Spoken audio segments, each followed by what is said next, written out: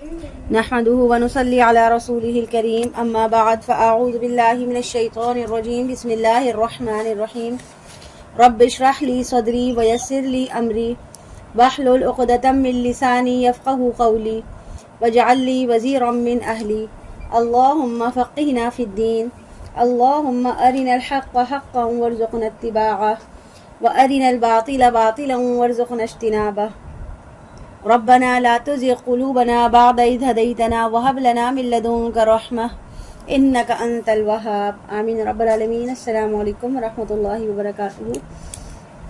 آج ہم شروع کریں گے پارہ نمبر 9۔ بسم اللہ الرحمن الرحیم۔ قال الملأ الذين استكبروا من قومه لنخرجنك يا شعيب والذين آمنوا معك من قريتنا أو لتعودن في ملتنا قال اولو كنا كارهين۔ کہا اس کی قوم کے ان سرداروں نے جنہوں نے تکبر کی روش اختیار کی کہ اے شعیب، ہم تجھے اور جو تیرے ساتھ ایمان لائے ہیں انہیں اپنی بستی سے نکال باہر کریں گے، یا تم واپس آ جاؤ ہماری ملت میں۔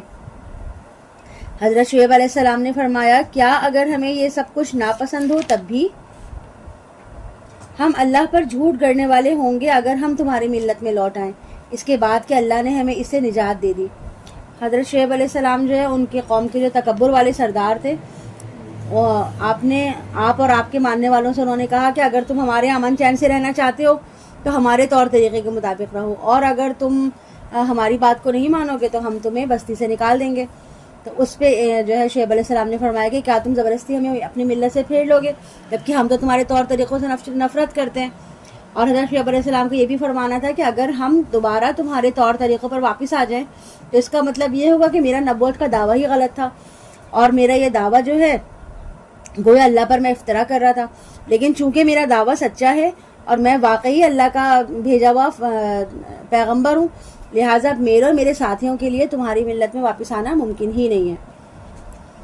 وما يكون لنا أن نعود فيها إلا أن يشاء الله ربنا وسع ربنا كل شيء علما على الله توكلنا ربنا افتح بيننا وبين قومنا بالحق وأنت خير الفاتحين۔ اور ہمارے لیے قطعاً ممکن ہی نہیں ہے کہ ہم اس ملت میں لوٹ آئیں سوائے اس کے کہ اللہ جو ہمارا پروردگار ہے وہ چاہے۔ یعنی کہ ایک بندہ مومن کی سوچ جو ہے اس کی عکاسی یہاں پر ہو رہی ہے کہ نہ ہی وہ اپنے فکر پہ بھروسہ کرتا ہے، نہ اپنے فلسفے پہ، نہ اپنی سوچ پہ، نہ ہی اپنی عقل کا سہارا لیتا ہے، بلکہ صرف اور صرف اللہ کی توفیق اور اللہ کی دی ہوئی آسانی پہ توکل کرتا ہے۔ اور ہمارے رب نے تو ہر شے کے علم کا احاطہ کیا ہوا ہے، ہم تو اللہ ہی پر توکل کرتے ہیں۔ اے ہمارے رب، فیصلہ فرما دے ہمارے اور ہماری قوم کے درمیان، اور یقیناً تو بہترین فیصلہ کرنے والا ہے۔ اور کہا اس کی قوم کے ان سرداروں نے جنہوں نے کفر کیا تھا کہ اگر تم نے شعیب علیہ السلام کی پیروی کی تو تم نقصان اٹھانے والے ہو جاؤ گے، تو انہیں بھی آ پکڑا ایک زلزلے نے، اور وہ بھی پڑے رہ گئے اپنے گھروں میں اوندھے۔ وہ لوگ جنہوں نے شعیب علیہ السلام کو جھٹلایا تھا ایسے ہو گئے کہ جیسے کبھی اس بستی میں بسے ہی نہیں تھے۔ جن لوگوں نے شعیب علیہ السلام کو جھٹلایا وہی لوگ خسارے میں ہو گئے۔ یعنی کہ کہا کیا تھا ان کی قوم کے سرداروں نے کہ اگر تم شعیب کی بات مانو گے تو تم نقصان اٹھاؤ گے، لیکن ہوا کیا کہ جنہوں نے شعیب علیہ السلام کی بات نہیں مانی اصل میں نقصان انہوں نے اٹھایا۔ تو وہ ان کو چھوڑ کر چل دیا یہ کہتے ہوئے کہ اے میری قوم کے لوگوں، میں نے تمہیں پہنچا دیے تھے اپنے رب کے پیغامات اور میں نے تمہاری خیر خواہی کی تھی، تو اب میں کیسے افسوس کروں اس قوم پر جس نے کفر کیا ہے۔ یعنی کہ شعیب علیہ السلام جو ہے انہوں نے ہر حد تک جو ہے اپنی قوم کو سمجھانے کی کوشش کی، پھر بھی اگر قوم نہیں مانی تو گویا ان لوگوں نے خود اپنی بربادی کو دعوت دے دی۔ اب ایسے لوگوں کی ہلاکت پہ افسوس کا کوئی جواز تو نہیں بنتا، لیکن نبی جو ہوتے ہیں وہ بہت شفیق اور مہربان ہوتے ہیں نا اپنی قوم پہ، اس لیے وہ اپنی قوم کے اس انجام پر بھی شدید رنج اور غم و صدمے کا اظہار کر رہے ہیں، اور ساتھ ساتھ وہ اپنے دل کو بھی تسلی دے رہے ہیں کہ میں نے تو بہرحال جو کچھ کرنا تھا، جتنی ان کے لیے کوشش کرنی تھی کر لی، لیکن اب یہ نہیں مانے تو اب اسے میرا قصور نہیں ہے، اب انہوں نے اپنے ہاتھوں سے خود اپنی بربادی کو دعوت دی ہے۔ وما ارسلنا في قرية من نبي الا اخذنا اهلها بالبأساء والضراء لعلهم يضرعون۔ اور ہم نے نہیں بھیجا کبھی بھی بستی میں کسی بھی نبی کو مگر یہ کہ ہم نے پکڑا اس کے بسنے والوں کو سختیوں سے اور تکلیفوں سے تاکہ وہ گڑ گڑائیں اور ان میں عاجزی پیدا ہو۔ پھر ہم نے اس برائی کو بھلائی سے بدل دیا، یہاں تک کہ وہ لوگ خوب بڑھ گئے اور کہنے لگے کہ ہمارے آباء و اجداد پر بھی تکلیف اور خوشی آتی رہتی تھی۔ پھر ہم نے ان کو اچانک پکڑ لیا اور انہیں اس کا شعور بھی نہیں تھا. یعنی جب وہ اپنی ضد اور ہٹ دھرمی پر اڑے رہے تو ان پر دنیا کی تمام آسائشوں کے جو دہانے تھے اللہ نے کھول دیے کہ خوب کھاؤ، خوب پیو، خوب عیش کرو. پھر وہ عیش و عشرت کی زندگی میں اس قدر مگن ہو گئے کہ وہ سختیوں کے دور کو بالکل ہی بھول کر کہنے لگے کہ ہمارے اسلاف پر بھی اچھے برے دن آتے ہی رہتے تھے، اس میں امتحان اور آزمائش کی کون سی بات ہے. یعنی کہ ان کے لیے کہ نارمل سی بات تھی. حتیٰ کہ ان کی پکڑ کی گھڑی آن پہنچی اور انہیں اس کا شعور ہی نہیں ہو سکا.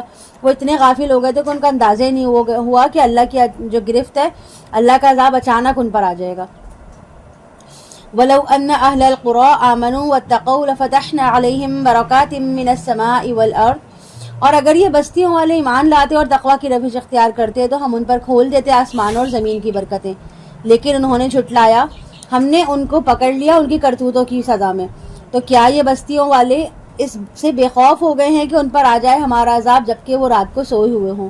اور کیا یہ بستیوں والے بے خوف ہو گئے ہیں کہ ان پر آ جائے ہمارا عذاب دن کے وقت جبکہ یہ کھیل رہے ہوں؟ یعنی کہ رات کو سوئے ہوئے ہوں گے تو بھی غافل ہوں گے، دن کو کھیل میں مگن ہوں گے تو بھی وہ غافل ہی ہوں گے. کیا وہ امن میں یا بے خوف ہیں اللہ کی چال سے؟ اللہ کی چال سے کوئی اپنے آپ کو امن میں محسوس نہیں کرتا مگر وہی لوگ کرتے ہیں جو خسارہ پانے والے ہیں. تو کیا ان لوگوں کو سبق نہیں ملا جو زمین کے وارث ہوئے ہیں ان کے پہلے رہنے والوں کے، یعنی ہلاک ہونے کے بعد، کہ ہم چاہیں تو ان کو بھی پکڑ لیں ان کے گناہوں کی پاداش میں. یعنی کہ بعد والے میں جو قومیں آئی ہیں انہوں نے پچھلی قوموں سے کوئی سبق حاصل نہیں کیا کہ جس طرح اللہ نے ان کو برباد کیا ہے تو ان کو بھی برباد کر سکتا ہے. یہ پھر بھی جو ہے وہ گناہوں میں اٹے ہوئے ہیں. وَنَطْبَعُ عَلَىٰ قُلُوبِهِمْ فَهُمْ لَا يَسْمَعُونَ. اور ہم ان کے دلوں پر مہر کر دیا کرتے ہیں پھر وہ کچھ نہیں سنتے. یہ وہ بستیاں ہیں جس کی خبریں ہم آپ کو سنا رہے ہیں اور ان کے پاس ان کے رسول آئے روشن نشانیوں کے ساتھ تو وہ نہیں تھے ایمان لانے والے اس پر جس کا انہوں نے پہلے ہی انکار کر دیا تھا. یعنی اگر ان کو ایمان لانا ہوتا تو جیسے ہی حق ان کے سامنے آیا تھا وہ اس کو قبول کر لیتے، لیکن جس کو نہیں قبول کرنا ہوتا اس کے لیے دلیلیں، نصیحتیں، نشانیاں، معجزے سب بیکار ہو جاتے ہیں. اسی طرح اللہ مہر کر دیا کرتا ہے کافروں کے دلوں پر. اور ہم نے ان میں سے اکثر میں عہد کی پاسداری نہیں پائی اور ہم نے تو ان کی اکثریت کو فاسق ہی پایا. ثم بعثنا من بعدهم موسى بآياتنا إلى فرعون وملئه فظلموا بها فانظر كيف كان عاقبة المفسدين. پھر ہم نے بھیجا ان کے بعد موسیٰ علیہ السلام کو اپنی نشانیوں کے ساتھ فرعون اور اس کے سرداروں کی طرف. اب تک جن 5 قوموں کا ذکر ہوا ہے وہ جزیرہ نما عرب جو تھی وہاں کے مختلف علاقوں میں بستے تھے، لیکن اب موسیٰ علیہ السلام کے حوالے سے جو بنی اسرائیل کا ذکر ہوگا وہ مصر کے رہنے والے تھے. اور مصر میں اس وقت فرعون جو تھے ان کی حکومت تھی. فراعنہ کہتے تھے، یعنی کہ فرعون کی جمع فراعنہ. تو ان کی یہاں پر ہوا کرتی تھی حکومت. تو جس طرح عراق کے بادشاہ نمرود کہلاتے تھے اسی طرح مصر کے بادشاہ جو ہیں وہ فرعون کہلاتے تھے. چنانچہ حضرت موسیٰ علیہ السلام کو براہ راست اپنے وقت کے بادشاہ فرعون کے پاس بھیجا گیا تھا. تو انہوں نے ان کی نشانیوں کے ساتھ ظلم کیا تو دیکھ لو کیسا انجام ہوا فساد کرنے والوں کا. یعنی ہماری نشانیوں کا جو انکار کریں گے اور ان کی حق تلفی کریں گے اور انہوں نے جادوگری قرار دے کر ٹالنے کی کوشش کی. وقال موسیٰ یا فرعون انی رسول من رب العالمین. اور موسیٰ علیہ السلام نے کہا، اے فرعون میں رسول ہوں تمام جہانوں کے رب کی طرف سے، میں اس پر قائم ہوں کہ حق کے سوا کوئی بات اللہ سے منسوب کروں. میں لے کر آیا ہوں تمہارے پاس تمہارے رب کی طرف سے کھلی نشانی، تو بنی اسرائیل کو میرے ساتھ بھیج دو. یہ جو فرعون کے لیے موسیٰ علیہ السلام جو تھے وہ کوئی اجنبی آدمی نہیں تھے. آپ علیہ السلام نے اس کے ساتھ ہی شاہی محل میں جو ہے وہ پروان چڑھے تھے، پلے بڑے تھے. حضرت موسیٰ علیہ السلام کی پیدائش کے وقت جو فرعون حکومت کر رہا تھا وہ اس فرعون کا باپ تھا. یعنی ہر بادشاہ جو ہے اس زمانے کا وہ فرعون ہی کہلاتا تھا. اور اسی نے حضرت موسیٰ علیہ السلام کو بچپن میں بچایا تھا. حضرت موسیٰ علیہ السلام کی والدہ نے، کیونکہ اس کو فرعون کو نا کسی نے یہ پیشن گوئی کی تھی کہ تمہاری حکومت کا جو تختہ ہے نا تو وہ یہی الٹے گا، کوئی نبی آئے گا وہ الٹے گا. تو اس کو بڑا ڈر ہوا کہ یہ کون نبی ہوگا، کون ہوگا. اب کیسے پتہ چلا ہے کہ کون ہے؟ غیب کا علم تو نہیں جانتا تھا، بظاہر تو خدائی کا دعوے دار تھا لیکن اس کے پاس علم تو کوئی نہیں تھا نا. تو اس نے کیا پلان کیا، اس نے یہ اعلان کر دیا کہ اب پورے علاقے میں، ہمارے پورے ملک میں، ہماری پوری سلطنت میں جہاں جہاں پر بھی لڑکے پیدا ہوں گے نا ان لڑکوں کو مار دو اور لڑکیوں کو زندہ رکھو، تاکہ اگر کوئی لڑکا زندہ ہی نہیں بچے گا تو پھر ہماری قوم کا تختہ، ہماری حکومت کا تختہ لٹنے والا تو کوئی ہوگا ہی نہیں، ہمیں کون برباد کرے گا بھلا. یعنی کہ وہ اپنے آپ کو عقل کل سمجھ رہا تھا اور اس نے اپنی عقل لڑائی. لیکن اللہ تو ہے، اصل میں تو عقل کل اللہ ہے نا. تو اللہ تعالیٰ نے کیا کیا کہ اللہ نے اس کی ماں کے دل میں یہ بات ڈال دی کہ اس نے نا ایک صندوق میں اس کو بند کیا اور بند کر کے اس کو دریائے نیل میں ڈال دیا. اور اس کی بہن کو ساتھ ساتھ کر دیا کہ دیکھو کہ یہ کہاں جا رہا ہے۔ خیر وہ صندوق جو تھا وہ تیرتے تیرتے تیرتے آخرکار فرعون کے محل کے پاس جو ساحل تھا وہاں پر آ کے لگ گیا۔ تو محل کے جتنے ملازمین تھے انہوں نے وہ صندوق اٹھایا کہ دیکھیں کہ اس میں کیا ہے۔ تو فرعون کو جب پتہ چلا کہ وہ اس کے اندر ایک بچہ ہے تو اس نے کہا کہ یہ بچہ اسرائیلی ہوگا، چلو اس کو قتل کر دو۔ تو اس کی بیوی نے اس کو کہا کہ نہیں آپ اس کو قتل نہیں کریں، ہماری کیونکہ کوئی اولاد نہیں ہے تو ہمیں تو اولاد کی ضرورت ہے نا، تو ایسا کرتے ہیں ہم اس کو اپنا بیٹا بنا لیتے ہیں، ہماری آنکھوں کی ٹھنڈک بنے گا۔ انہوں نے اس کو اپنا بیٹا بنا لیا۔ اس کے بعد یہ ہوا کہ کچھ عرصے بعد ہی فرعون کے گھر میں بیٹا پیدا ہو گیا۔ تو جب اس کا اپنا بیٹا پیدا ہوا تو وہ اور فرعون جو تھے دونوں تقریباً ہم عمری تھے، اور دونوں نے مل جل کر ہی محل میں جو ہے وہ پرورش پائی تھی، اور ان کے درمیان حقیقی بھائیوں جیسی محبت تھی، اور حضرت موسیٰ علیہ السلام کو بڑے بھائی کی حیثیت حاصل تھی۔ جب فرعون جو تھا وہ بڑا والا، وہ باپ جو فرعون تھا وہ بوڑھا ہو گیا، تو اس نے اپنی زندگی میں ہی اپنا اقتدار جو ہے اپنے بیٹے کے سپرد کر دیا، یعنی اپنے بیٹے فرعون کو ولی عہد بنا دیا۔ تو چنانچہ فرعون کے دربار میں موسیٰ علیہ السلام نے جب اپنی نبوت کا دعویٰ کیا تو یہ وہی تھا جو ان کے ساتھ محل میں پلا بڑا تھا، ان کے بھائیوں جیسا تھا۔ تو اب کچھ عرصہ پہلے آپ یہاں سے مدین گئے تھے، پھر مدین سے واپس آ رہے تھے تو آپ کو نبوت اور رسالت ملی۔ اس کی تفصیل آگے انشاءاللہ سورہ طٰہٰ اور سورہ قصص میں بھی آئے گی۔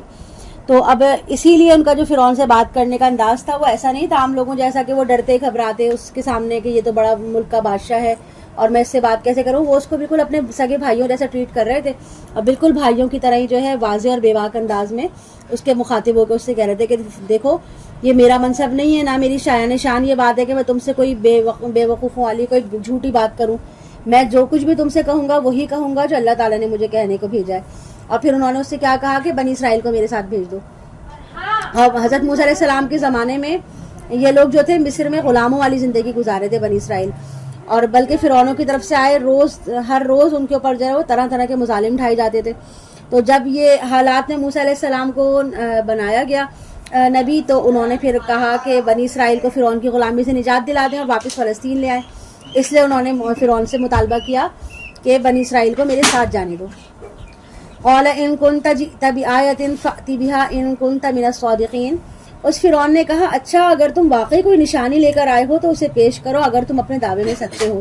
تو موسیٰ علیہ السلام ڈرتے گھبراتے اس کے سامنے کہ یہ تو بڑا ملک کا بادشاہ ہے اور میں اس سے بات کیسے کروں۔ وہ اس کو بالکل اپنے سگے بھائیوں جیسا ٹریٹ کر رہے تھے، اور بالکل بھائیوں کی طرح ہی جو ہے واضح اور بے باک انداز میں اس کے مخاطب ہو کے اس سے کہہ رہے تھے کہ دیکھو یہ میرا منصب نہیں ہے، نہ میری شایان شان یہ بات ہے کہ میں تم سے کوئی بے وقوفوں والی کوئی جھوٹی بات کروں۔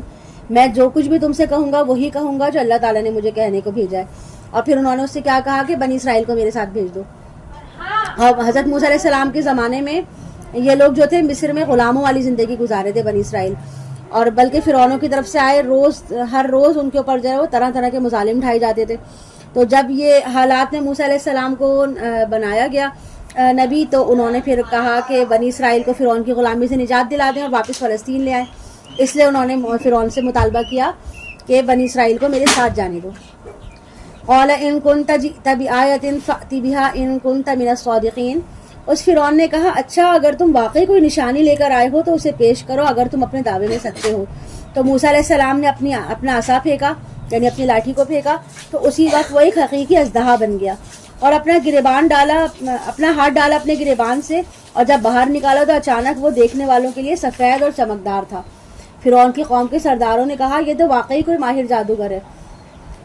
تو انہوں نے کہا ہوگا کہ یہ جو جہاں سے جان بچا کے بھاگ گیا تھا کئی سال بعد واپس آیا ہے تو کہیں سے اس نے کوئی بڑا جادو سیکھ لیا ہوگا، اب وہی جادو ہمیں سکھا کے مروب کرنے کی کوشش کر رہا ہے۔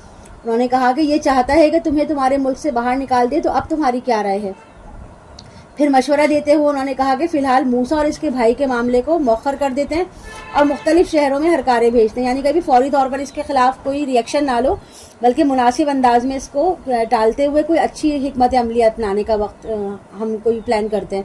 اور اسی دوران تمام علاقے کی طرف انہوں نے اپنے اہلکار روانہ کر دیے، اور اہلکاروں نے کیا کیا کہ انہوں نے ملک کے کونے کونے سے چوٹی کے جادوگروں کو بلایا جو بہت ماہر جادوگر سمجھے جاتے تھے، اور ایک بڑا سا اجتماع کیا، اور یعنی کہ ایک بڑا سا انہوں نے ایک مقابلہ کرنے کے لیے اجتماع جو ہے وہ لگایا، اور کہا کہ یہاں پر مقابلہ کریں گے اس کا، فرعون کے جو جادوگر ہیں ان کا اور موسیٰ کا مقابلہ کریں گے، اور پھر ہم جو ہے وہ موسیٰ کو دکھائیں گے کہ دیکھو کیسے تمہیں ہرایا ہمارے سارے جادوگروں نے مل کے، تاکہ لوگوں کے دل میں جو اتنا ڈر خوف آ گیا ہے وہ ختم ہو جائے، یعنی کہ ان کے جو معجزات تھے ان کو دیکھ کے لوگ تھوڑے سے وقتی طور پہ گھبرا گئے تھے نا، ڈر گئے تھے، تو کہا کہ اس کا اثرات ظاہر ہو جائیں گے.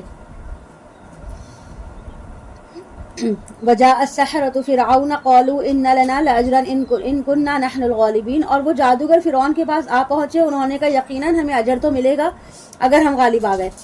تو موسیٰ علیہ السلام جو تھے ان کے مطالبے کے مطابق انہیں نشانیاں دکھائیں گے، مگر آپ کو کوئی جو ہے نا، موسیٰ علیہ السلام کو تو کسی قسم کا کوئی بدلے میں مفاد تھا ہی نہیں ان کا، لیکن فرعون کے دربار میں جتنے بھی لوگ تھے نا، ان کو یہ تھا کہ اگر ہم جادوگر ہیں، ہم جادو دکھائیں گے تو بدلے میں ہمیں کچھ نہ کچھ ملے. تو اور کیا ملے گا ہمیں اس چیز پر، تو وہ جو ہے مالی منافع چاہ رہے تھے. تو اس پہ ان کو فرعون نے کہا کہ ہاں، اور انعام کے علاوہ تم مقربین نے بھی شامل کر لیا، یعنی کہ تمہیں مالی فوائد تو ملیں گے ہی ملیں گے، لیکن دربار میں تمہیں بہت بڑا منصب اور مرتبہ بھی دیا جائے گا. اس کے بعد یہ ہوا کہ کھلے میدان میں بہت بڑا عوامی اجتماع ہوا، اس میں یہ سارا مقابلہ شروع ہوا. اور جب حضرت موسیٰ علیہ السلام اور جادوگر ایک دوسرے کے سامنے آئے تو کہا کہ قولوا یا موسیٰ اما ان تلقی و اما ان نکون نحن الملقین. جادوگر کہنے لگے اے موسیٰ اب تم پہلے ڈالو گے یا ہم ہو جائیں پہلے ڈالنے والے، یعنی کہ تم اپنا جادو پہلے دکھاؤ گے یا ہم دکھائیں. قال القوا، حضرت موسیٰ علیہ السلام نے فرمایا تم ڈالو. جادوگروں نے اپنی جادو کی چیزیں زمین پر پھینک دی.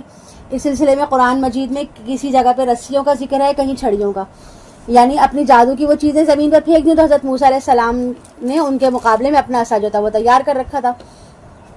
فلما القوا سحروا اعین الناس، تو جب انہوں نے ڈالا تو لوگوں کی آنکھوں پر جادو کر دیا.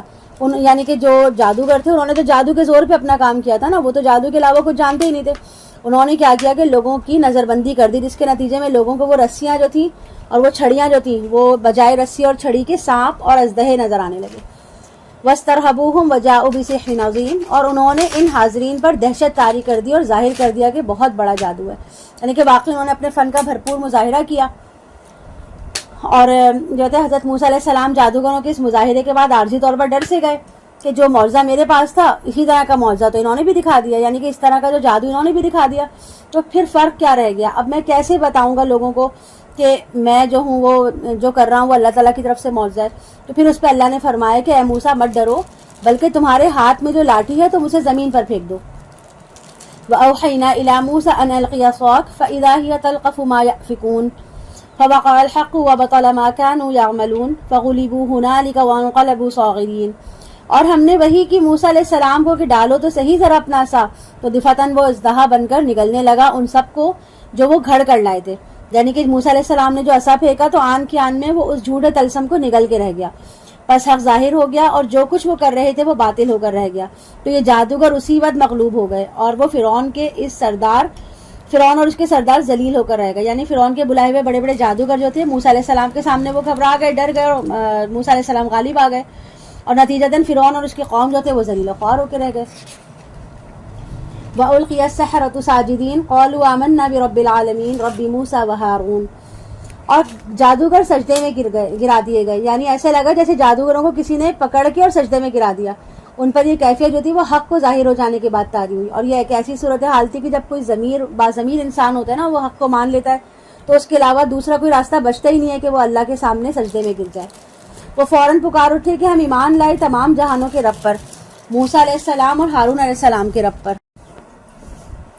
جادوگر جو ہوتے ہیں وہ اپنے فن میں بہت ماہرین تھے، تو وہ فوراً پہچان گئے تھے کہ ان کے جادو کا مقابلے میں جو کچھ موسیٰ علیہ السلام نے پیش کیا ہے وہ جادو نہیں ہے بلکہ جادو سے بڑھ کر کوئی الگ چیز ہے. لہذا جس حقیقت کا ان کو فرعون اور اس کے عمرہ کو اندازہ نہ ہو سکا، وہ جو ہے وہ ایک فلیش کی طرح جو ہے وہ جادوگروں کو سمجھ میں آ گیا. ان کے دل میں جو اندھیرے تھے نا وہ روشن ہو گئے اور ان کو ایک اچھے قسم کا اعلیٰ قسم کا ایمان نصیب ہوا، جس کی جرت کا اظہار اور استقامت نے فرعون اور اس کے لاؤ لشکر کو پریشان کر دیا. فرعون نے کہا تمہاری یہ جرت کہ تم ایمان لے آؤ اس پر، اس سے قبل کہ میں تمہیں اجازت دوں. یہ تمہاری ایک سوچی سمجھی سازش ہے جو تم سب نے مل کر چلی ہے شہر کے اندر. یعنی کہ فرعون کی جان بن گئی. اب اس نے سوچا کہ لوگ تو جادوگروں کی اس شکست کا بہت برا اثر لوگوں پہ پڑے گا، اب وہ عوام کو کیسے سیٹسفائی کرے گا. لہٰذا وہ بہت ذہین اور جینیس تو تھا، اس نے فوراً کیا کیا کہ اپنا پینترا بدل لیا اور بولا کہ مجھے سب پتہ چل گیا، یہ موسیٰ اور تم سب ایک دوسرے کے ساتھی ہو، تم سب نے مل کے یہ پلاننگ کی ہے، تو یہ سب تمہاری آپس کی ملی بھگت کا نتیجہ ہے اور تم سب نے مل کر جو ہے میرے خلاف ایک سازش کا جال بنایا ہے. لتخرجوا منها اهلها فسوف تعلمون، تاکہ نکال دو اس شہر میں سے اس کے باسیوں کو تو تمہیں قریب پتہ چل جائے گا. میں کاٹ ڈالوں گا تمہارے ہاتھ اور تمہارے پاؤں مخالف سمتوں سے، اور میں سولی پہ چڑھا دوں گا تم سب کو. انہوں نے کہا ٹھیک ہے، ہمیں تو اپنے رب ہی کی طرف لوٹ کر جانا ہے. یعنی کہ وہ اتنے جب اس کو کچھ سمجھ میں نہیں آیا تو اس نے اپنا جو پاور تھی وہ دکھانی شروع کر دی کہ میں تمہیں مار دوں گا، میں تمہیں کاٹ ڈالوں گا. یعنی مخالف سم سے ہاتھ پیر کاٹنے کا مطلب یہ کہ اپوزٹ ڈائریکشن میں جو ہے وہ ہاتھ اور پیر کاٹے گا، رائٹ ہینڈ لیفٹ لیگ، یا پھر جو ہے وہ لیفٹ ہینڈ اور رائٹ لیگ، اس طرح کاٹے گا تاکہ انسان جو ہے وہ کسی بھی کچھ بھی کرنے کے قابل نہ رہے. تو اس پر جادوگروں کے اوپر تو انکشاف ہو ہی چکا تھا حق کا، تو انہوں نے یقین کی پختگی اور گہرائی کا ان کا یہ عالم تھا کہ انہوں نے اتنے بڑے بادشاہ کی دھمکی کو اہمیت ہی نہیں دی، اور نہ وہ ڈرے، نہ ان کے ایمان میں استقامت میں کمی آئی. اور ان کے اس جواب کے ایک لفظ سے ہی ان کے دل میں جو ہے نا اطمینان جھلکتا ہوا محسوس ہو رہا ہے کہ انہوں نے کہا ٹھیک ہے، ہمیں تو اپنے ربی کی طرف لوٹ کر جانا ہے. یعنی کہ تم جو بھی کر لو، جتنی بھی ہمیں جو ہے دھمکیاں دے لو، لیکن ہم تمہاری دھمکیوں میں آنے والے نہیں ہیں. اور تم ہم سے کس بات کا انتقام لے رہے ہو سوائے اس کے کہ ہم ایمان لائے اپنے رب کی آیات پر جب وہ ہمارے پاس آ گئی. ربنا افرغ علینا صبرا وتوفنا مسلمین، اے ہمارے رب ہم پر صبر انڈیل دے اور ہمیں وفات دیجیے مسلم ہی کی حیثیت سے. یعنی کہ ایمان کے راستے میں جو آزمائش آنے والی ہے اس کی سختیوں کو جھیلتے ہوئے کہیں ہمارے صبر کا دامن جو ہے وہ ہاتھ سے نہ چھوٹ جائے اور ہم کفر کی طرف دوبارہ نہ لوٹ جائیں. اس لیے انہوں نے کہا کہ اللہ ہمیں صبر اور استقامت عطا فرما، اور اگر ہمیں موت آئے تو تیری اطاعت اور فرمانبرداری کی ہی حالت میں آئے. اور اس واقعے کے بعد جو ہے وہ فرعون تو حضرت موسیٰ کے خلاف کوئی اچھے اقدامات کر ہی نہ سکا، کوئی ٹھوس اقدامات ہی نہیں کر سکا. چنانچہ حضرت موسیٰ علیہ السلام اب بھی شہر کے لوگوں کو جو ہے وہ اللہ کا پیغام پہنچاتے اور بنی اسرائیل کو مزید مینیج کرنے میں مصروف رہے. قوم کے نوجوانوں نے آپ کی دعوت پر لبیک کہا اور آپ کی گرد جمع ہونا شروع ہو گئے. آپ کی اسی طرح کی سرگرمیوں سے حکومت کے جو عہدیدار تھے ان کے اندر تشویش پیدا ہو گئی کہ بالآخر انہوں نے فرعون سے اس بارے میں شکایت کی کہ یہ موسیٰ تو بہت تیزی سے آگے بڑھ رہا ہے. وقال الملأ من فرعون اتذر موسى وقومه ليفسدوا في الارض ويذرك وآلهتك قال سنقتل ابناءهم ونستحيي نساءهم وإنا فوقهم قاهرون. اور کہا قوم فرعون کے سرداروں نے فرعون سے کیا آپ موسیٰ اور اس کی قوم کو اسی طرح چھوڑے رکھیں گے کہ وہ زمین کے اندر فساد مچائیں اور آپ کو اور آپ کے معبودوں کو چھوڑ دیں؟ اس نے کہا ہم قریب قتل کریں گے ان کے بیٹوں کو اور زندہ رکھیں گے ان کی بیٹیوں کو.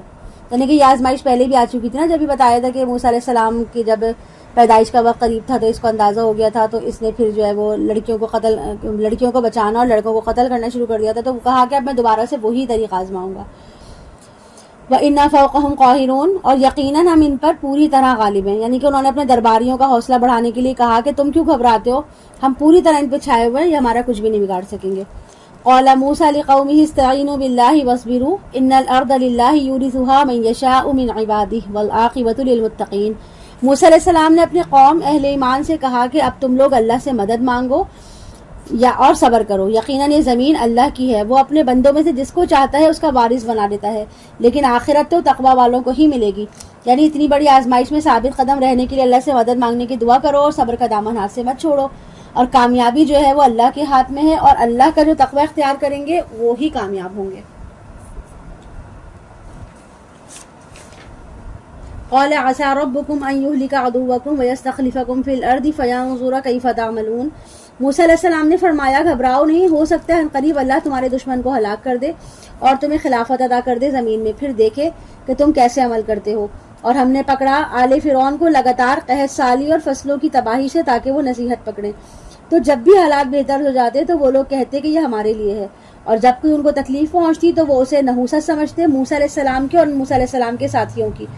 آگاہ ہو جاؤ کہ یہ ان کی بری قسمت، اچھی اور بری قسمت اللہ کے ہاتھ میں ہے، لیکن ان میں سے اکثر لوگ نہیں سمجھتے. یعنی کہ جب حالات بہتر ہوئے تو ان کی فصلیں وغیرہ ٹھیک ہو جاتی، خوشحالی آتی اور آسائش حاصل ہوتی، تو وہ کہتے کہ یہ ہماری منصوبہ بندی، ہماری محنت اور کوشش کا نتیجہ ہے.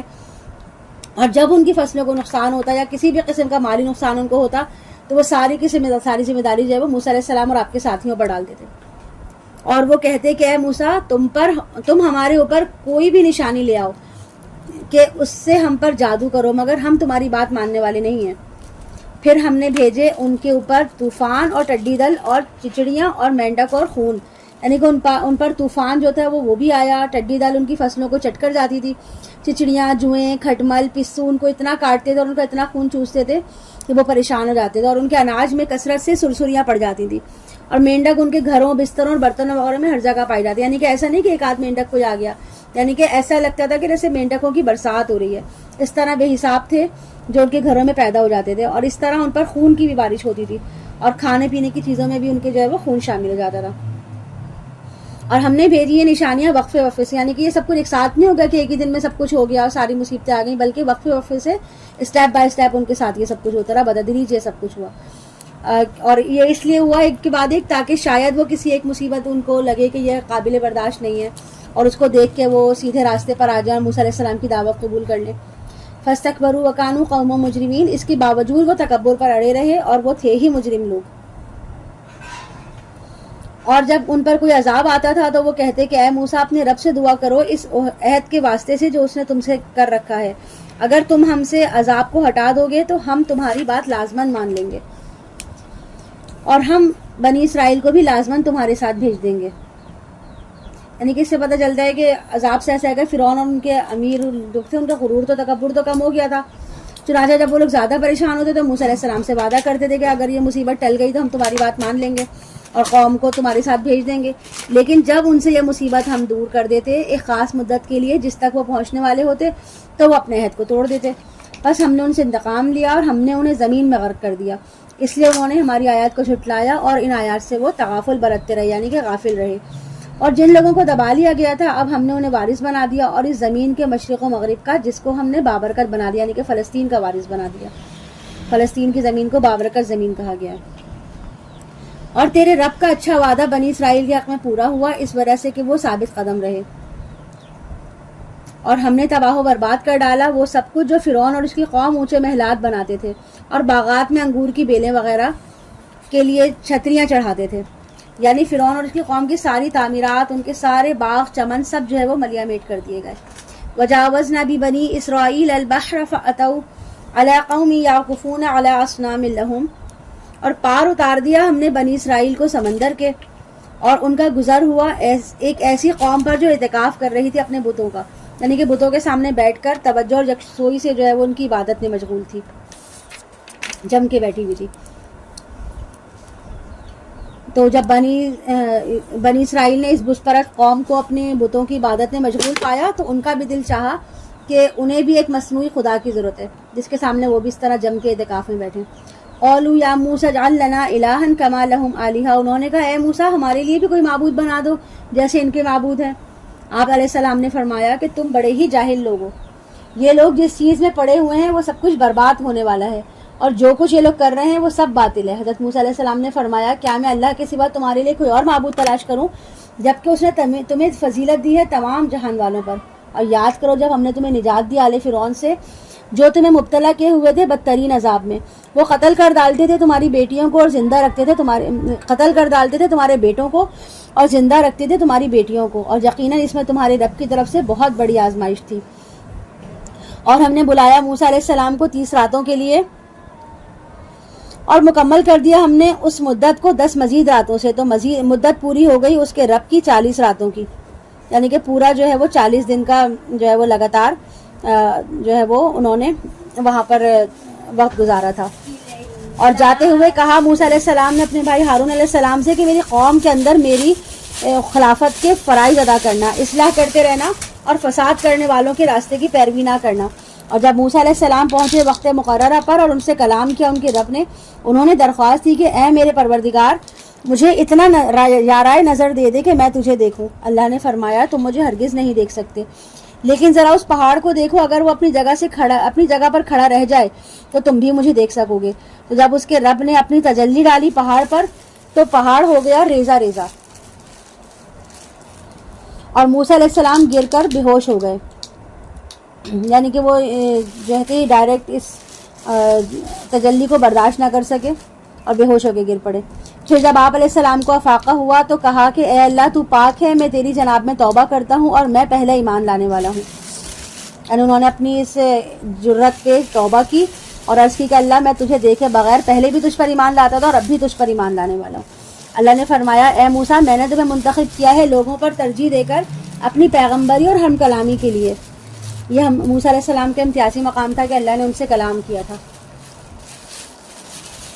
تو لے لو جو میں تمہیں دے رہا ہوں اور ہو جاؤ شکر کرنے والوں میں.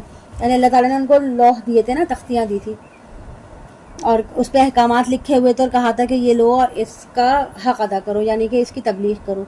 وَكَتَبْنَا لَهُ فِي الْأَلْوَاحِ مِن كُلِّ شَيْءٍ مَوْعِظَةً وَتَفْصِيلًا لِكُلِّ شَيْءٍ، اور ہم نے لکھ دی اس کے لیے تختیوں پر ہر طرح کی نصیحت اور ہر طرح کے احکامات کی تفصیل. تو اے موسیٰ اس کو تھام لو مضبوطی کے ساتھ اور اپنی قوم کو بھی حکم دے کو وہ اس کو پکڑیں اس کی بہترین صورت پر. ان قریب میں تمہیں گھر دکھاؤں گا جس پر اس وقت قبضہ ہے فاسقوں کا، یعنی کہ اس سے مراد فلسطین کا علاقہ ہے جس پر حملہ آور ہونے کا حضرت موسیٰ علیہ السلام کو حکم ملنے والا تھا. پھر میں پھیر دوں گا اپنی آیات سے ان لوگوں کے رخ کو جو زمین میں ناحق تکبر کرتے ہیں، اور اگر وہ دیکھ بھی لیں ساری نشانیاں تب بھی وہ ان پر ایمان نہیں لائیں گے، اور اگر وہ دیکھ بھی لیں ہدایت کا راستہ تب بھی اس راستے کو اختیار نہیں کریں گے، اور اگر وہ دیکھیں برائی کا راستہ تو وہ اسے فوراً اختیار کر لیں گے. یہ اس لیے کہ انہوں نے ہماری آیت کو جھٹلایا اور اس سے غافل رہے. اور جو لوگ بھی جھٹلائیں گے ہماری آیات کو اور آخرت کی ملاقات کو، ان کے اعمال ضائع ہو جائیں گے اور ان کو نہیں دیا جائے گا بدلے میں مگر وہی کچھ جو وہ کرتے رہے ہیں. اور بنا لیا موسیٰ علیہ السلام کی قوم نے آپ علیہ السلام کے بعد اپنے زیورات سے بچڑے کا سا ایک جسم جس سے گائے کی سی آواز آتی تھی. یعنی کہ جب موسیٰ علیہ السلام کوہ طور پر چلے گئے 40 دن کے لیے تو آپ کے قوم کے ایک فرد نے یہ فتنہ اٹھایا، اس کا نام سامری تھا.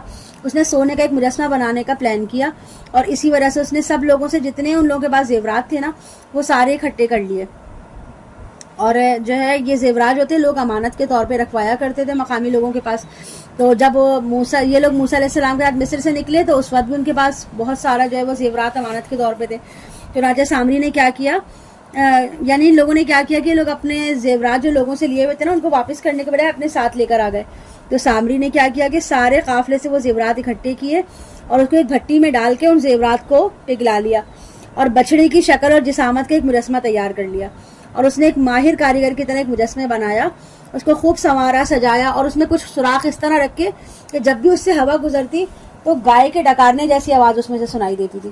اور یہ سب کچھ کرنے کے بعد سامری نے اعلان کیا کہ یہ بچڑا تم لوگوں کا خدا ہے. اور موسیٰ علیہ السلام کو دراصل مغالطہ ہو گیا جو خدا سے ملنے کوہ طور پر چلے گا، یعنی کہ وہ لوگوں کو بے وقوف بنانے لگا کہ یہی اصل میں خدا ہے. موسیٰ علیہ السلام جو اللہ سے ملنے گئے، جس خدا سے ملنے گئے تو وہ باطل ہے اور حق جو ہے وہ یہی والا خدا ہے جو بچڑا اس نے بنایا ہے.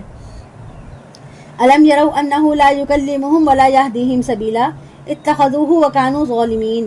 کیا انہوں نے غور نہ کیا کہ نہ وہ ان سے کوئی بات کر سکتا ہے نہ ہی انہیں راستہ بتا سکتا ہے، اسی کو وہ معبود بنا بیٹھے اور وہ تھے ہی بہت ظالم.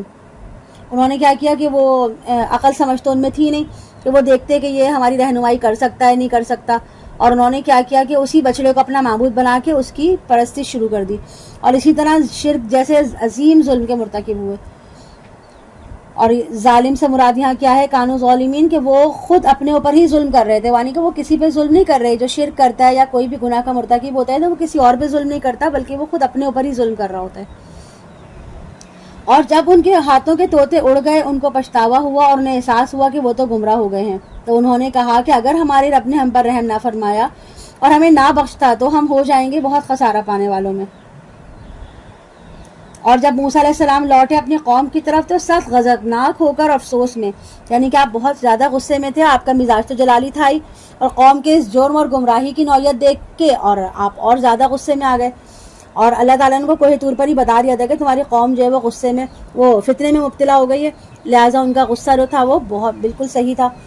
آپ علیہ السلام نے فرمایا بہت بری ہے میری خلافت جو تم نے کی ہے میرے بعد، یعنی کہ یہ حضرت ہارون علیہ السلام سے بھی بات ہو سکتی ہے اور قوم سے بھی، کہ کیا تم نے اپنے رب کے معاملے میں جلدی کی، یعنی کہ اگر سامری نے فتنہ کھڑا کر ہی دیا تھا تو تم لوگ نے سوچے سمجھے بغیر اس کی بات کیوں مان دی، کم از کم میری واپسی کا انتظار کر لیتے.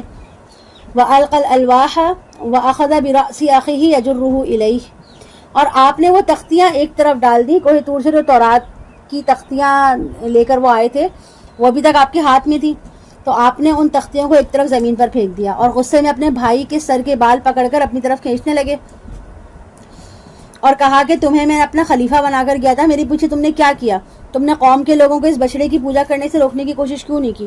ہارون علیہ السلام نے کہا کہ اے میرے بھائی، اے میرے ماں جائے، حقیقت میں قوم نے مجھے دبا لیا تھا اور وہ میرے قتل پر آمادہ ہو گئے تھے، یعنی کہ میں نے تو ان کو منع کرنے کی بہت کوشش کی لیکن انہوں نے مجھے بے بس کر دیا. میں اکیلا تھا اور یہ قوم اتنی بڑی تھی تو میں ان کو قابو نہ کر سکا، اور اس معاملے میں ان لوگوں نے اس حد تک جسارت کی کہ میری جان کے در پہ ہو گئے.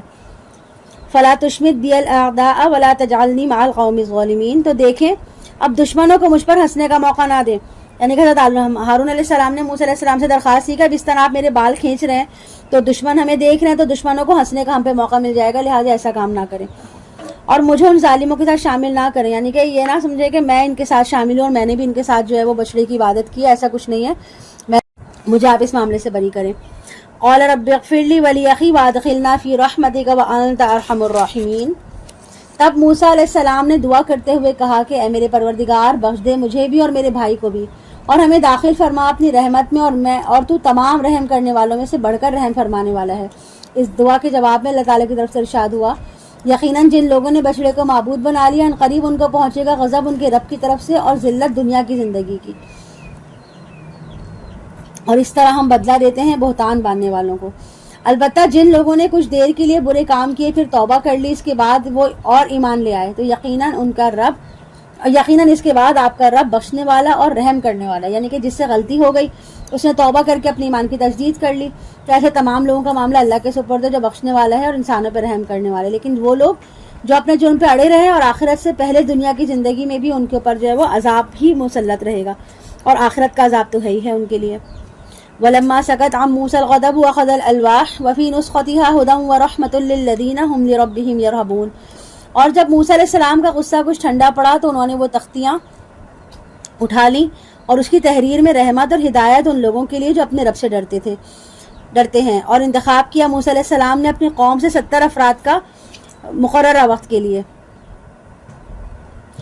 پھر انہیں پکڑا زلزلے نے.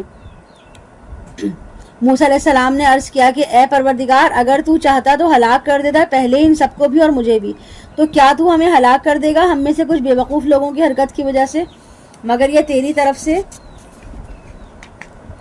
ایک آزمائش ہے، تو گمراہ کرتا ہے اس کے ذریعے سے جس کو چاہتا ہے اور تو ہدایت دیتا ہے جس کو چاہتا ہے. پس تو ہمارا پشت پناہ ہے، پس ہمیں بخش دے، ہم پر رحم فرما، اور یقیناً تمام بخشنے والوں میں سے سب سے بہتر تو بخشنے والا ہے.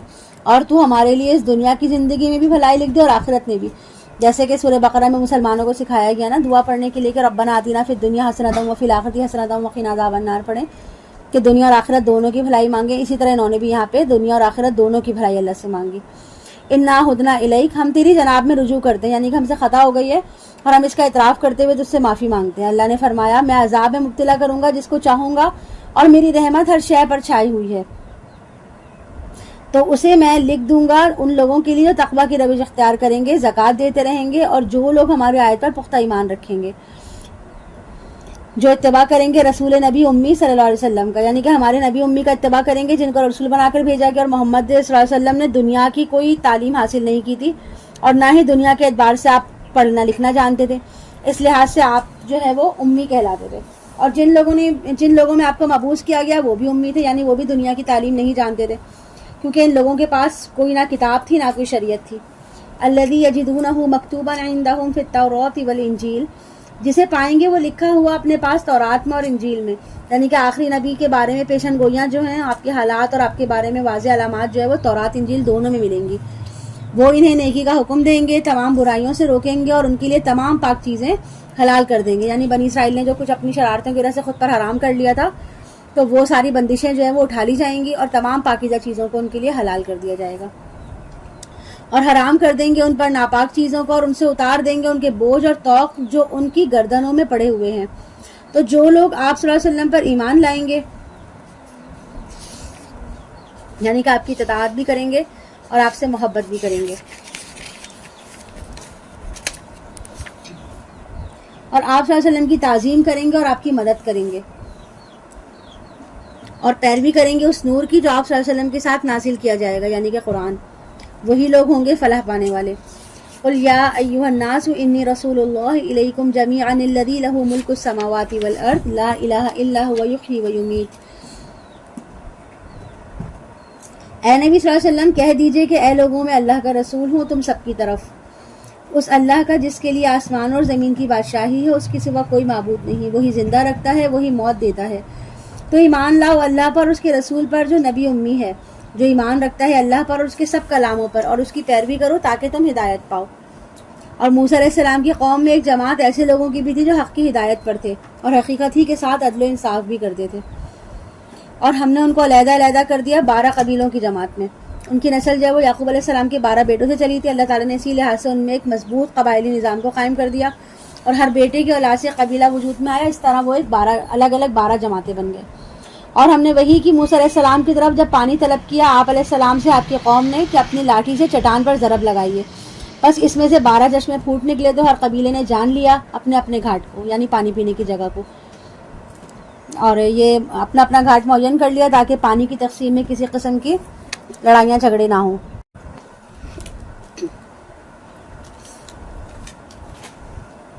وَظَلَّلْنَا عَلَيْهِمُ الْغَمَامَ وَأَنزَلْنَا عَلَيْهِمُ الْمَنَّ وَالسَّلْوَىٰ، اور ہم نے ان کے اوپر بادل کا سائبان بنائے رکھا اور اتارا ہم نے ان پر من و سلوہ، اور ان سے کہا کہ کھاؤ ان پاکیزہ چیزوں میں سے جو ہم نے تمہیں رزق میں دی ہیں، اور انہوں نے ہمارا کچھ نہیں بگاڑا بلکہ وہ خود اپنی ہی جانوں پر ظلم کرتے رہے۔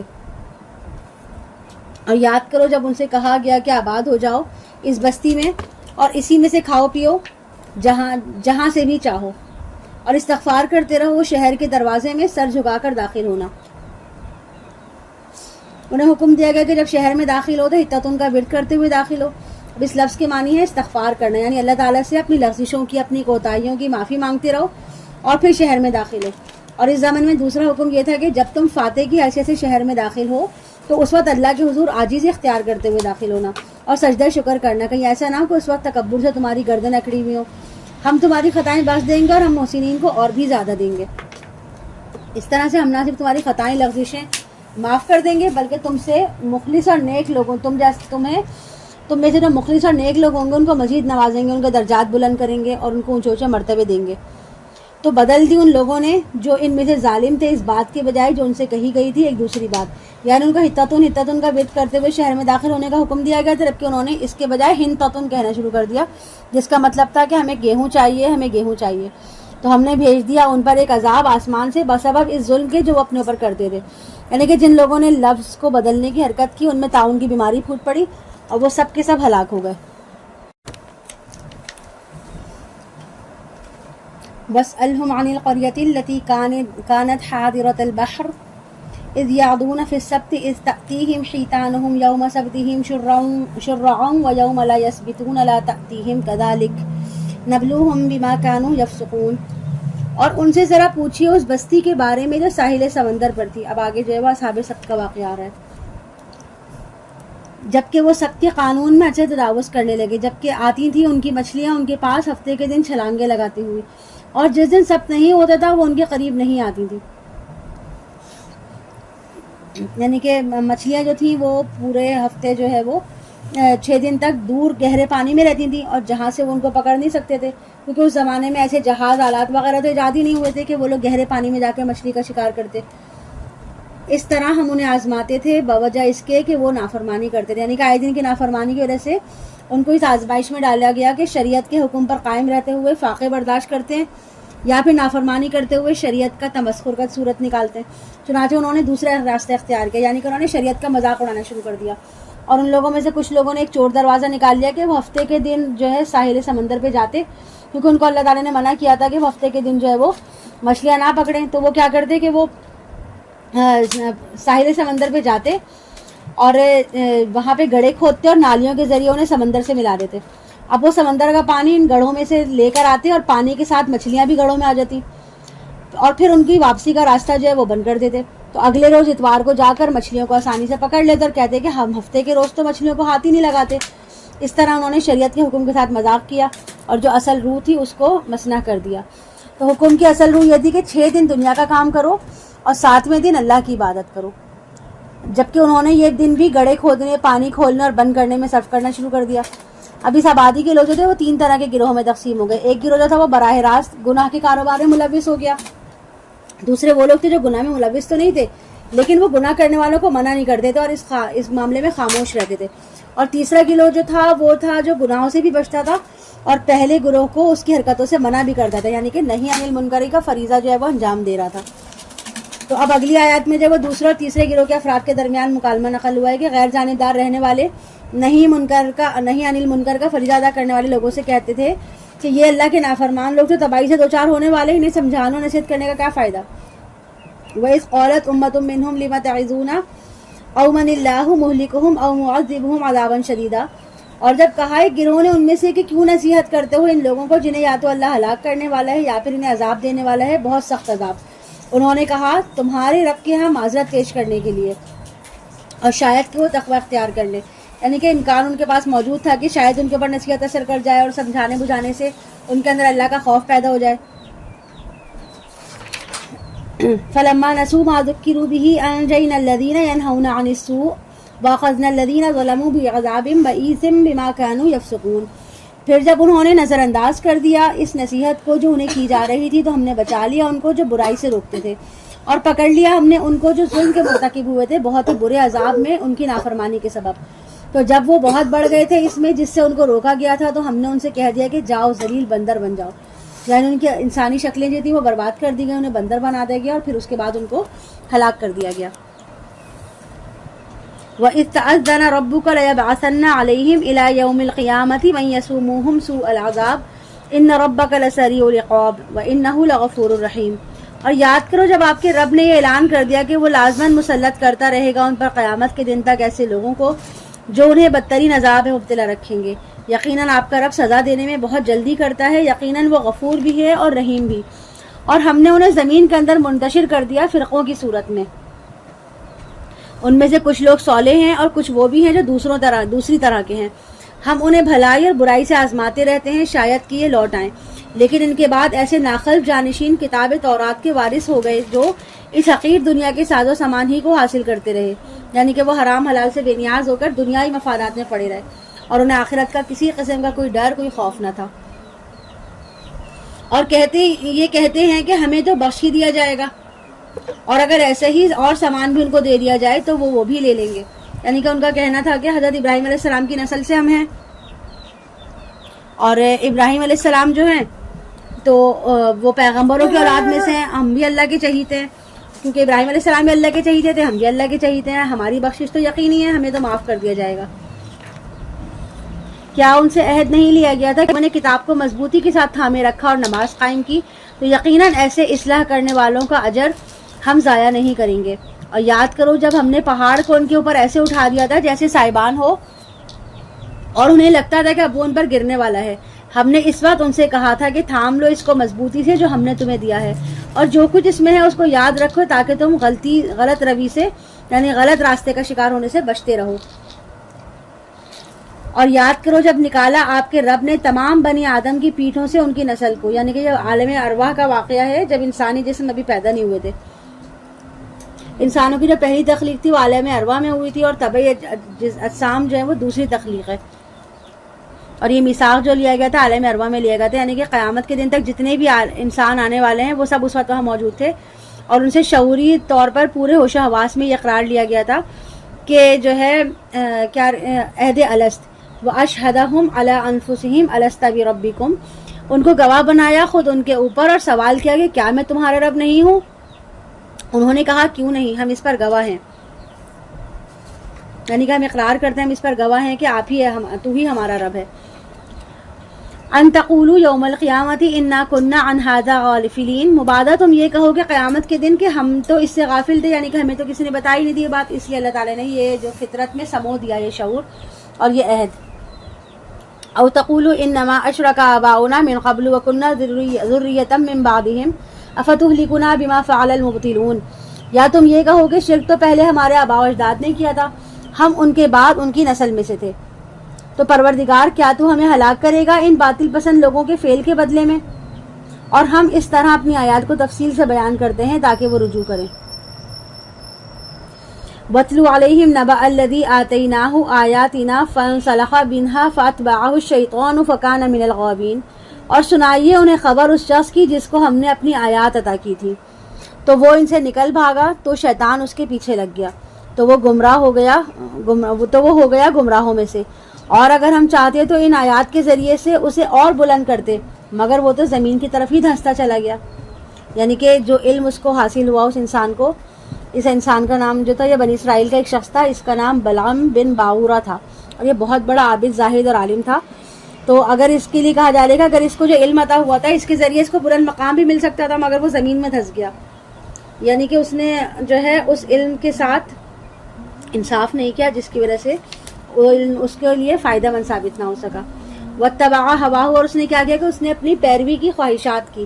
تو اس کی مثال کتے کی سی ہے، اگر تم اس کے اوپر بوجھ رکھو تب بھی ہانپے گا، اگر چھوڑ دو تب بھی ہانپتا رہے گا. یعنی اس شخص نے اللہ کی نعمتوں کی قدر کرنے کے بجائے خود کو کتے سے مشابہ کر لیا، جو ہر وقت زبان نکالے ہانپتا رہتا ہے، اور ہرس، طمع اور لالچ کی وجہ سے ہر وقت زمین کو سونگتے رہنا اس کی فطرت میں شامل ہو جاتا ہے. یہی مثال ہے اس قوم کی بھی جنہوں نے ہماری آیات کو جھٹلایا. سو اے نبی، آپ یہ واقعات سنا دیجئے، شاید کہ وہ تفکر کرے. کیا ہی بری مثال ہے اس قوم کی جنہوں نے ہماری آیات کو جھٹلایا اور اپنی جانوں پہ ظلم ڈھاتے رہے. جسے اللہ ہدایت دیتا ہے وہی ہدایت یافتہ ہوتا ہے، اور جنہیں وہ گمراہ کر دیے تو وہی لوگ تباہ ہونے والے ہیں. وَلَقَدْ ذَرَأْنَا لِجَهَنَّمَ كَثِيرًا مِنَ الْجِنِّ وَالْإِنسِ لَهُمْ قُلُوبٌ لَا يَفْقَهُونَ بِهَا، اور ہم نے جہنم کے لیے پیدا کیے ہیں بہت سے جن اور انسان، ان کے دل تو ہیں لیکن ان سے غور نہیں کرتے، ان کی آنکھیں ہیں مگر ان سے دیکھتے نہیں، ان کے کان ہیں لیکن ان سے سنتے نہیں. یہ چوپایوں کی مانند ہیں بلکہ ان سے بھی گئے گزرے. یہی وہ لوگ ہیں جو غافل ہیں. یعنی کہ جب انسان ہدایت سے منہ موڑتا ہے، ہر دھرمی پہ آ جاتا ہے، تو نتیجتاً اللہ ایسے لوگوں کے دلوں پہ مہر لگا دیتا ہے. اس کے بعد ان کے دل جو ہے وہ خالی ہو جاتے ہیں، ان کی آنکھیں انسانی آنکھیں نہیں رہتی، نہ ان کے کان انسانی کان رہتے ہیں. اب ان کا دیکھنا حیوانوں جیسا دیکھنا رہ جاتا ہے، اور ان کا سننا حیوانوں جیسا سننا. جیسے کہ کتا بھی دیکھ لیتا ہے کہ گاڑی آ رہی ہے، مجھے اس سے بچنا ہے، جبکہ انسان دیکھنا تو یہ ہے کہ انسان کسی چیز کو دیکھ کر اس کی حقیقت کو سمجھے، پھر صحیح نتیجہ نکالے. لیکن ایسے لوگ جو ہیں وہ چوپایوں سے بھی بدتر ہو جاتے ہیں، اس لیے کہ جو چوپائے تو اللہ نے پیدا ہی کم سطح پہ کیے ہیں. چوپایوں کو تو اللہ نے اشرف المخلوقات نہیں بنایا نا، اشرف المخلوقات تو انسان کو بنایا ہے. لیکن اب انسان جب اپنے مقام سے گر جاتا ہے تو وہ شرف انسانیت کو کھو دیتا ہے، اور وہ جانوروں سے بھی بدتر ہو جاتا ہے. وَلِلَّهِ الْأَسْمَاءُ الْحُسْنَى فَادْعُوهُ بِهَا، اور تمام اچھے نام اللہ ہی کے ہیں تو پکارو اسے ان اچھے ناموں سے. اور چھوڑ دو ان لوگوں کو جو ان کے ناموں میں کجی نکالتے ہیں، یعنی کہ ٹیڑھ نکالتے ہیں. ان قریب وہ بدلہ پائیں گے اپنے اعمال کا. اور جو انسان ہم نے پیدا کیے ہیں ان میں کچھ لوگ وہ ہیں جو حق کی ہدایت کرتے ہیں، حق کے ساتھ عدل کرتے ہیں، اور یقیناً ہر دور میں کچھ لوگ حق کے علمبردار رہے ہیں، اور ایسے لوگ ہمیشہ رہیں گے. اور رہے وہ لوگ جنہوں نے ہماری آیات کی تکذیب کی تو ہم رفتہ رفتہ انہیں ایسے پکڑیں گے کہ ان کو پتہ بھی نہیں چلے گا. یعنی کہ انسان جب کفر کے راستے پہ بڑھ جاتا ہے تو اس کو پتہ ہی نہیں چلتا کہ وہ آگے بڑھتے بڑھتے بڑھتے کس اندھیروں میں مبتلا ہو جاتا ہے، اور اس کو لگتا ہے کہ جو کچھ وہ کر رہا ہے وہ بالکل صحیح راستے پر ہے، اور اس کی تمام کامیابیاں جو اس کو مل رہی ہیں وہ اسی کاموں کی وجہ سے جو وہ کر رہا ہے، اسی کے نتیجے میں اس کو جو ہے وہ کامیابیاں مل رہی ہیں. لہٰذا وہ کفر میں، نافرمانی میں آگے بڑھتا چلا جاتا ہے، اور یہ کیفیت کسی انسان کے لیے بہت بڑا فتنہ ہوتی ہے. یعنی کوئی انسان جو پوری دیدہ دلیل اور ہدایت کے ساتھ اللہ کی آیات سے اعراض کرے، اس کے احکامات کی نافرمانی کرے، پھر بھی وہ کامیاب ہوتا رہے، تو اللہ اس کو ڈھیل دے رہا ہوتا ہے، اس کی رسی دراز کر رہا ہوتا ہے، اور جس کی وجہ سے کیا ہوتا ہے کہ وہ گناہوں کی دلدل میں دھنستا چلا جاتا ہے.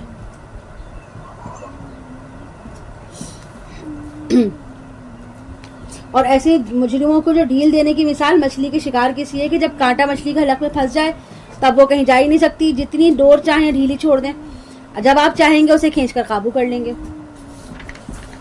اولم یتفکروا ما بصاحبہم من جنہ، کیا انہوں نے غور نہیں کیا کہ ان کے ساتھی محمد صلی اللہ علیہ وسلم کوئی جنوں میں سے نہیں تھے. یعنی کہ رسول اللہ صلی اللہ علیہ وسلم پہ نہ جنوں کے اثرات تھے، نہ کوئی جنوں کا سایہ تھا. وہ نہیں ہے مگر واضح طور پر خبردار کر دینے والے. اور کیا ان لوگوں نے غور و فکر نہیں کیا آسمان اور زمین کی سلطنت میں اور اللہ نے جو چیزیں بنائی ہیں ان میں، اور یہ نہیں سوچا کہ ہو سکتا ہے ان کا مقررہ وقت قریب پہنچ گیا ہو، اور اب اس کے بعد وہ کس بات پر ایمان لائیں گے. جس کو اللہ گمراہ کر دے اس کو کوئی ہدایت دینے والا نہیں ہے، اور وہ چھوڑ دے گا ان کو ان کی سرکشی میں اندھے ہو کر آگے بڑھتے ہوئے. اے نبی صلی اللہ علیہ وسلم، یہ آپ سے قیامت کے بارے میں پوچھتے ہیں کہ اس کا وقوع کب ہوگا، یعنی وہ کب واقع ہوگی. آپ کہیے اس کا علم تو صرف میرے رب کے ہی پاس ہے، وہ ظاہر کرے گا اسے اس کے وقت پر. وہ آسمان اور زمین کے اندر بڑا بھاری بوجھ ہے. وہ نہیں آئے گی تم پر مگر اچانک. اے نبی صلی اللہ علیہ وسلم آپ سے تو یہ اس طرح پوچھتے ہیں گویا آپ اس کی کھوج میں لگے ہوئے ہیں. آپ کہہ دیجئے اس کا علم تو اللہ ہی کے پاس ہے لیکن اکثر لوگ علم نہیں رکھتے. کہہ دیجئے مجھے کوئی اختیار نہیں ہے اپنی جان کے بارے میں کسی بھی فائدے یا نقصان کا سوائے اس کے جو اللہ چاہے. اور اگر مجھے غیب کا علم حاصل ہوتا تو میں بہت ساری خیر جمع کر لیتا اور مجھے کبھی کوئی تکلیف نہ آتی. لیکن نہیں ہوں میں مگر بشارت دینے والا اور خبردار کرنے والا ان لوگوں کے لیے جو ایمان والے ہیں. وہی ہے جس نے تمہیں پیدا کیا ایک جان سے اور اسی سے بنایا اس کا جوڑا تاکہ وہ اس کے پاس سکون حاصل کرے. یعنی شوہر اور بیوی کے تعلقات جہاں اولاد کا معاملہ ہے وہاں تسکین اور سکون کا پہلو بھی ہے اور ہر جوڑا جو ہے وہ دوسرے کے لیے تسکین کا باعث ہے. فلما تغشاها حملت حملا خفيفا فمرت به تو جب وہ شوہر ڈھانپ لیتا ہے اپنی بیوی کو تو اسے حمل ہو جاتا ہے ہلکا سا حمل تو وہ اس کو ساتھ لے کر چلتی پھرتی ہے. پھر جب بوجھل ہو جاتی ہے تو وہ دونوں اپنے رب کو پکارتے ہیں کہ اگر تو نے ہمیں صحیح سالم بچہ عطا کر دیا تو ہم تیرے شکر گزاروں میں سے ہوں گے. پھر جب اللہ انہیں عطا کر دیتا ہے صحیح سالم بچہ تو عطا کر دیا ان کو اللہ نے صحیح سالم بچہ تو ٹھہرا لیا انہوں نے اس کے شریک اس میں سے جو اللہ نے اس کو عطا کیے تھے. یعنی کہ وہ کبھی فلاں بازار بزرگ کے بازار پہ چلے گئے کہ ان کی نگاہ کرم ہوئی جس کی وجہ سے بچہ ان کو ملا ہے, کبھی دیوی دیوتا کی کرپا کی وجہ سے ملا, یعنی کہ جس کا جیسا عقیدہ وہ اس کے مطابق ہی عمل کرنے لگتا ہے. فتعالی اللہ عما یشرکون اللہ بہت بلند و بالا ہے ان کے اس شرک سے. کیا وہ ان کو شریک کر رہے ہیں اللہ کے ساتھ جو کوئی شے تخلیق کرتے ہی نہیں بلکہ وہ خود مخلوق ہیں. یعنی کہ فرشتے جنات انبیاء اولیاء سب تو خود اللہ کی مخلوق ہیں اور اللہ ہی کے حکم کے مطابق چلتے ہیں, تو وہ بھلا کسی کے لیے کوئی کام کیسے کر سکتے ہیں. ولا یستطیعون لهم نصرا ولا انفسهم ينصرون اور نہ وہ ان کی مدد کر سکتے ہیں نہ ہی وہ اپنی مدد پر قادر ہیں. یعنی کہ سب کو سب جو ذمہ دار ہے قادر ہے وہ تو اللہ ہے, اللہ ہی تمام کام کرنے والا ہے. اور اگر تم انہیں پکارو رہنمائی کے لیے کہ تمہیں راستہ دکھا دیں تو وہ تمہاری طرف توجہ ہی نہیں کر سکیں گے. برابر ہے تمہارے لیے کہ تم انہیں پکارو یا خاموش رہو. یقیناً جنہیں تم پکارتے ہو اللہ کے سوا وہ بھی تمہاری ہی طرح کے بندے ہیں. ان کو پکار کر دیکھو پھر وہ تمہیں جواب دیں اگر تم سچے ہو. یعنی کہ تم اگر سچے ہو تو اور کہ وہ لائق پرستش ہیں ان کو اختیارات بھی ان کے پاس ہیں تو تم پکارو ان سے دعا مانگو لیکن تمہیں ان کی طرف سے جواب ضرور ملنا چاہیے. لیکن تم جو ہے جان لو کہ تم ان کی طرف سے کبھی بھی کوئی جواب نہیں ملے گا. الہم ارجل یمشون بہا ام لہم ایدی یبطشون بہا ام لہم اعین یبصرون بہا ام لہم آذان یسمعون بہا قل ادعوا شرکاءکم ثم کیدون فلا تنظرون. کیا ان کے پاؤں ہیں جن سے یہ چلتے ہیں اور تم نے اگر ان کے پاؤں بنا بھی دیے تو وہ اس میں چلنے کی سکت نہیں ہے, وہ اس میں اتنی قدرت نہیں رکھتے کہ وہ تمہارے بنائے ہوئے نقلی پاؤں سے چلنا شروع کر دیں. یا ان کے ہاتھ بھی ہیں جن سے یہ پکڑتے ہوں یا ان کی آنکھیں بھی ہیں جن سے یہ دیکھتے ہوں یا ان کے کان ہوں جن سے یہ سنتے ہوں. اے نبی آپ کہہ دیجئے پکار لو اپنے سب شریکوں کو پھر میرے خلاف چالیں چلو جو چل سکتے ہو اور مجھے کوئی مہلت نہ دو. یقیناً میرا مددگار تو وہ اللہ ہے جس نے یہ کتاب نازل کی اور صالح بندوں کا وہی پشت بنا ہے. اور جنہیں تم پکار رہے ہو اس اللہ کو چھوڑ کر وہ تمہارے مدد کی استطاعت نہیں رکھتے اور نہ وہ خود اپنی مدد کر سکتے ہیں. اور اگر تم انہیں رہنمائی کے لیے پکارو تو وہ سن نہ سکیں گے اور تمہیں ایسا نظر آتا ہے کہ وہ تمہاری طرف دیکھ رہے ہیں جبکہ وہ کچھ بھی نہیں دیکھتے. اے نبی آپ درگزر کو تھام لیجئے اور بھلی بات کا حکم دیتے رہیے اور جاہلوں سے اعراض کیجئے یعنی ان سے کنارہ کشی اختیار کیجئے. اور اگر کبھی آپ کو کوئی چوک لگ ہی جائے شیطان کی طرف سے تو اللہ کی پناہ طلب کریں. یقیناً وہ سب کچھ سننے والا اور سب کچھ جاننے والا ہے. یعنی کہ اگر کبھی اشتعال اور غصہ آ ہی جائے تو فوراً بھاپ لیں کہ شیطان کی چوک ہے, شیطان آپ کو جو ہے وہ ورغلا رہا ہے, چنانچہ فوراً اللہ سے پناہ مانگے. ان الذین اتقوا اذا مسهم طائف من الشیطان تذکروا جن لوگوں کے اندر تقوی ہے ان کو جب کوئی برا خیال چھوتا ہے شیطان کے اثر سے تو وہ چوکنے ہو جاتے ہیں. یعنی وہ ہر وقت اپنی فکر و عمل کا احتساب کرتے رہتے ہیں. کبھی اگر عارضی طور پر ان کو جو ہے وہ غفلت یا شیطانی وسوسہ ان کے دل پر اثر انداز ہو بھی جاتے ہیں تو وہ فوراً سنبھل کر اللہ کی طرف رجوع کرتے ہیں, اپنے گناہ میں جو ہے وہ جمے نہیں رہتے. فَإِذَا هُمْ مُبْصِرُونَ اور دفعتاً ان کی آنکھیں کھل جاتی ہیں. یعنی کہ جب وہ چوکنا ہو جاتے ہیں تو ان کی غفلت دور ہو جاتی ہے اور ان کا منفی اثر جو ان کے اوپر ہوتا ہے جو نگیٹو افیکٹ آتا ہے ان کے اوپر تو وہ امپیکٹ بھی ختم ہو جاتا ہے اور ان کو حق جو ہے وہ واضح نظر آنے لگتا ہے. وَإِخْوَانُهُمْ يَمُدُّونَهُمْ فِي الْغَيِّ ثُمَّ لَا يُقْصِرُونَ اور جو ان شیطانوں کے بھائی ہیں انہیں وہ گھسیٹ کر لے جاتے ہیں دور تک گمراہی میں پھر وہ کوئی کمی نہیں کرتے. یعنی کہ جو شیطان کا دوست بنے گا اس کے حکم پر چلے گا. شیطان اپنے بھائیوں کو گمراہی میں گھسیٹ کر دور لے جاتے ہیں اور ان کو گمراہی کی آخری حد تک پہنچا کر سکون لیتے ہیں. وَإِذَا لَمْ تَأْتِهِمْ بِآيَةٍ قَالُوا لَوْلَا اشْتَرَيْتَهَا قل انما اتبع ما يوحى الي من ربي هذا بصائر من ربكم وهدى ورحمة لقوم يؤمنون۔ اے نبی صلی اللہ علیہ وسلم، جب آپ ان کے پاس کوئی معجزہ نہیں لاتے تو یہ کہتے ہیں کہ آپ کیوں نہ اسے چن کر لے آئے۔ کہہ دیجئے کہ میں تو صرف پیروی کر رہا ہوں اس کی جو میری طرف وحی کی جا رہی ہے میرے رب کی طرف سے۔ یہ تمہاری رب کی طرف سے بصیرت افروز باتیں ہیں اور یہ ہدایت اور رحمت ہے ان لوگوں کے حق میں جو ایمان لائے۔ اور جب قرآن پڑھا جا رہا ہو تو اسے پوری توجہ کے ساتھ سنو اور خاموش رہا کرو تاکہ تم پر رحم کیا جائے، اور اپنے رب کو یاد کرتے رہا کرو اپنے دل میں ہی دل میں عاجزی اور خوف کے ساتھ،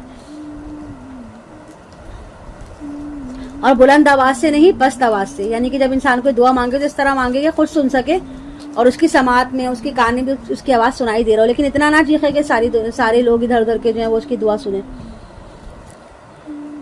بالغدو والآصال، اور اسی طرح آپ اپنے رب کا ذکر کرتے رہیں صبح کے وقت بھی اور شام کے وقت بھی، یعنی کہ صبح شام کے اذکار وغیرہ جو ہیں نمازیں بھی پڑھیں اور نمازوں کے ساتھ ساتھ صبح شام کے اذکار کا بھی اہتمام کیا جائے۔ ولا تکن من الغافلین، اور غافلوں میں سے نہ ہو جائیے۔ بے شک جو آپ کے رب کے پاس ہیں وہ اس کی عبادت سے استکبار نہیں کرتے اور اس کی تسبیح کرتے رہتے ہیں اور اس کے لیے سجدے کرتے رہتے ہیں۔ یعنی کہ جو فرشتے ہیں اللہ کے وہ ہر وقت اللہ کی تسبیح بیان کرتے رہتے ہیں اور اللہ کے سامنے سجدہ ریز رہتے ہیں۔ اور جو بیت المعمور یعنی خانہ کعبہ کے بالکل اوپر جو بیت المعمور ہے تو وہاں پر ہر وقت جو ہے وہ فرشتے بیت المعمور کا طواف کرتے رہتے ہیں، اور 70,000 فرشتے ایک وقت میں طواف کرتے ہیں، اور کہا جاتا ہے کہ ان 70,000 فرشتوں کی باری دوبارہ قیامت تک کبھی نہیں آئے گی جس نے ایک بار طواف کر لیا۔ اتنے بے حساب فرشتے ہیں۔ یہاں سے سورۃ الانفال شروع ہو رہی ہے الحمدللہ۔ بسم اللہ الرحمن الرحیم۔ یسألونک عن الانفال قل الانفال للہ والرسول فاتقوا اللہ واصلحوا ذات بینکم واطیعوا اللہ ورسولہ ان کنتم مؤمنین۔ اے نبی صلی اللہ علیہ وسلم، یہ لوگ آپ سے اموال غنیمت کے بارے میں پوچھ رہے ہیں، آپ کہیے اموال غنیمت کل کے کل اللہ اور اس کے رسول کے پاس ہے، رسول کے ہیں، بس تم اللہ کا تقوی اختیار کرو اور آپس کے معاملات درست کرو اور اللہ اور اس کے رسول کی اطاعت کرو اگر تم مومن ہو۔ یہاں پہ مال غنیمت کے لیے انفال کا لفظ آیا ہے۔ انفال جو ہے وہ نفل کی جمع ہے، یعنی کہ کوئی اضافی شے، مثلا جیسے کہ ہم فرض نماز ادا کرتے ہیں تو وہ تو اس کا تو ثواب ہے ہی ہے، لیکن فرض نماز کے علاوہ جب ہم نوافل ادا کرتے ہیں وہ باعث ثواب ہے۔ اگر ادا کریں تو بہت اچھی بات ہے اور اس کا اجر ہمیں ملے گا، نہ کریں تو اس پہ ہماری پکڑ نہیں ہے۔ اسی طرح جب جنگ ہوتی ہے تو جنگ میں اصل جو طلب ہوتی ہے جنگ کرنے والوں کو وہ تو فتح ہوتی ہے، جیت ہوتی ہے، لیکن مال غنیمت جو ہوتا ہے وہ ایک ایکسٹرا انعام ان کے لیے ہوتا ہے۔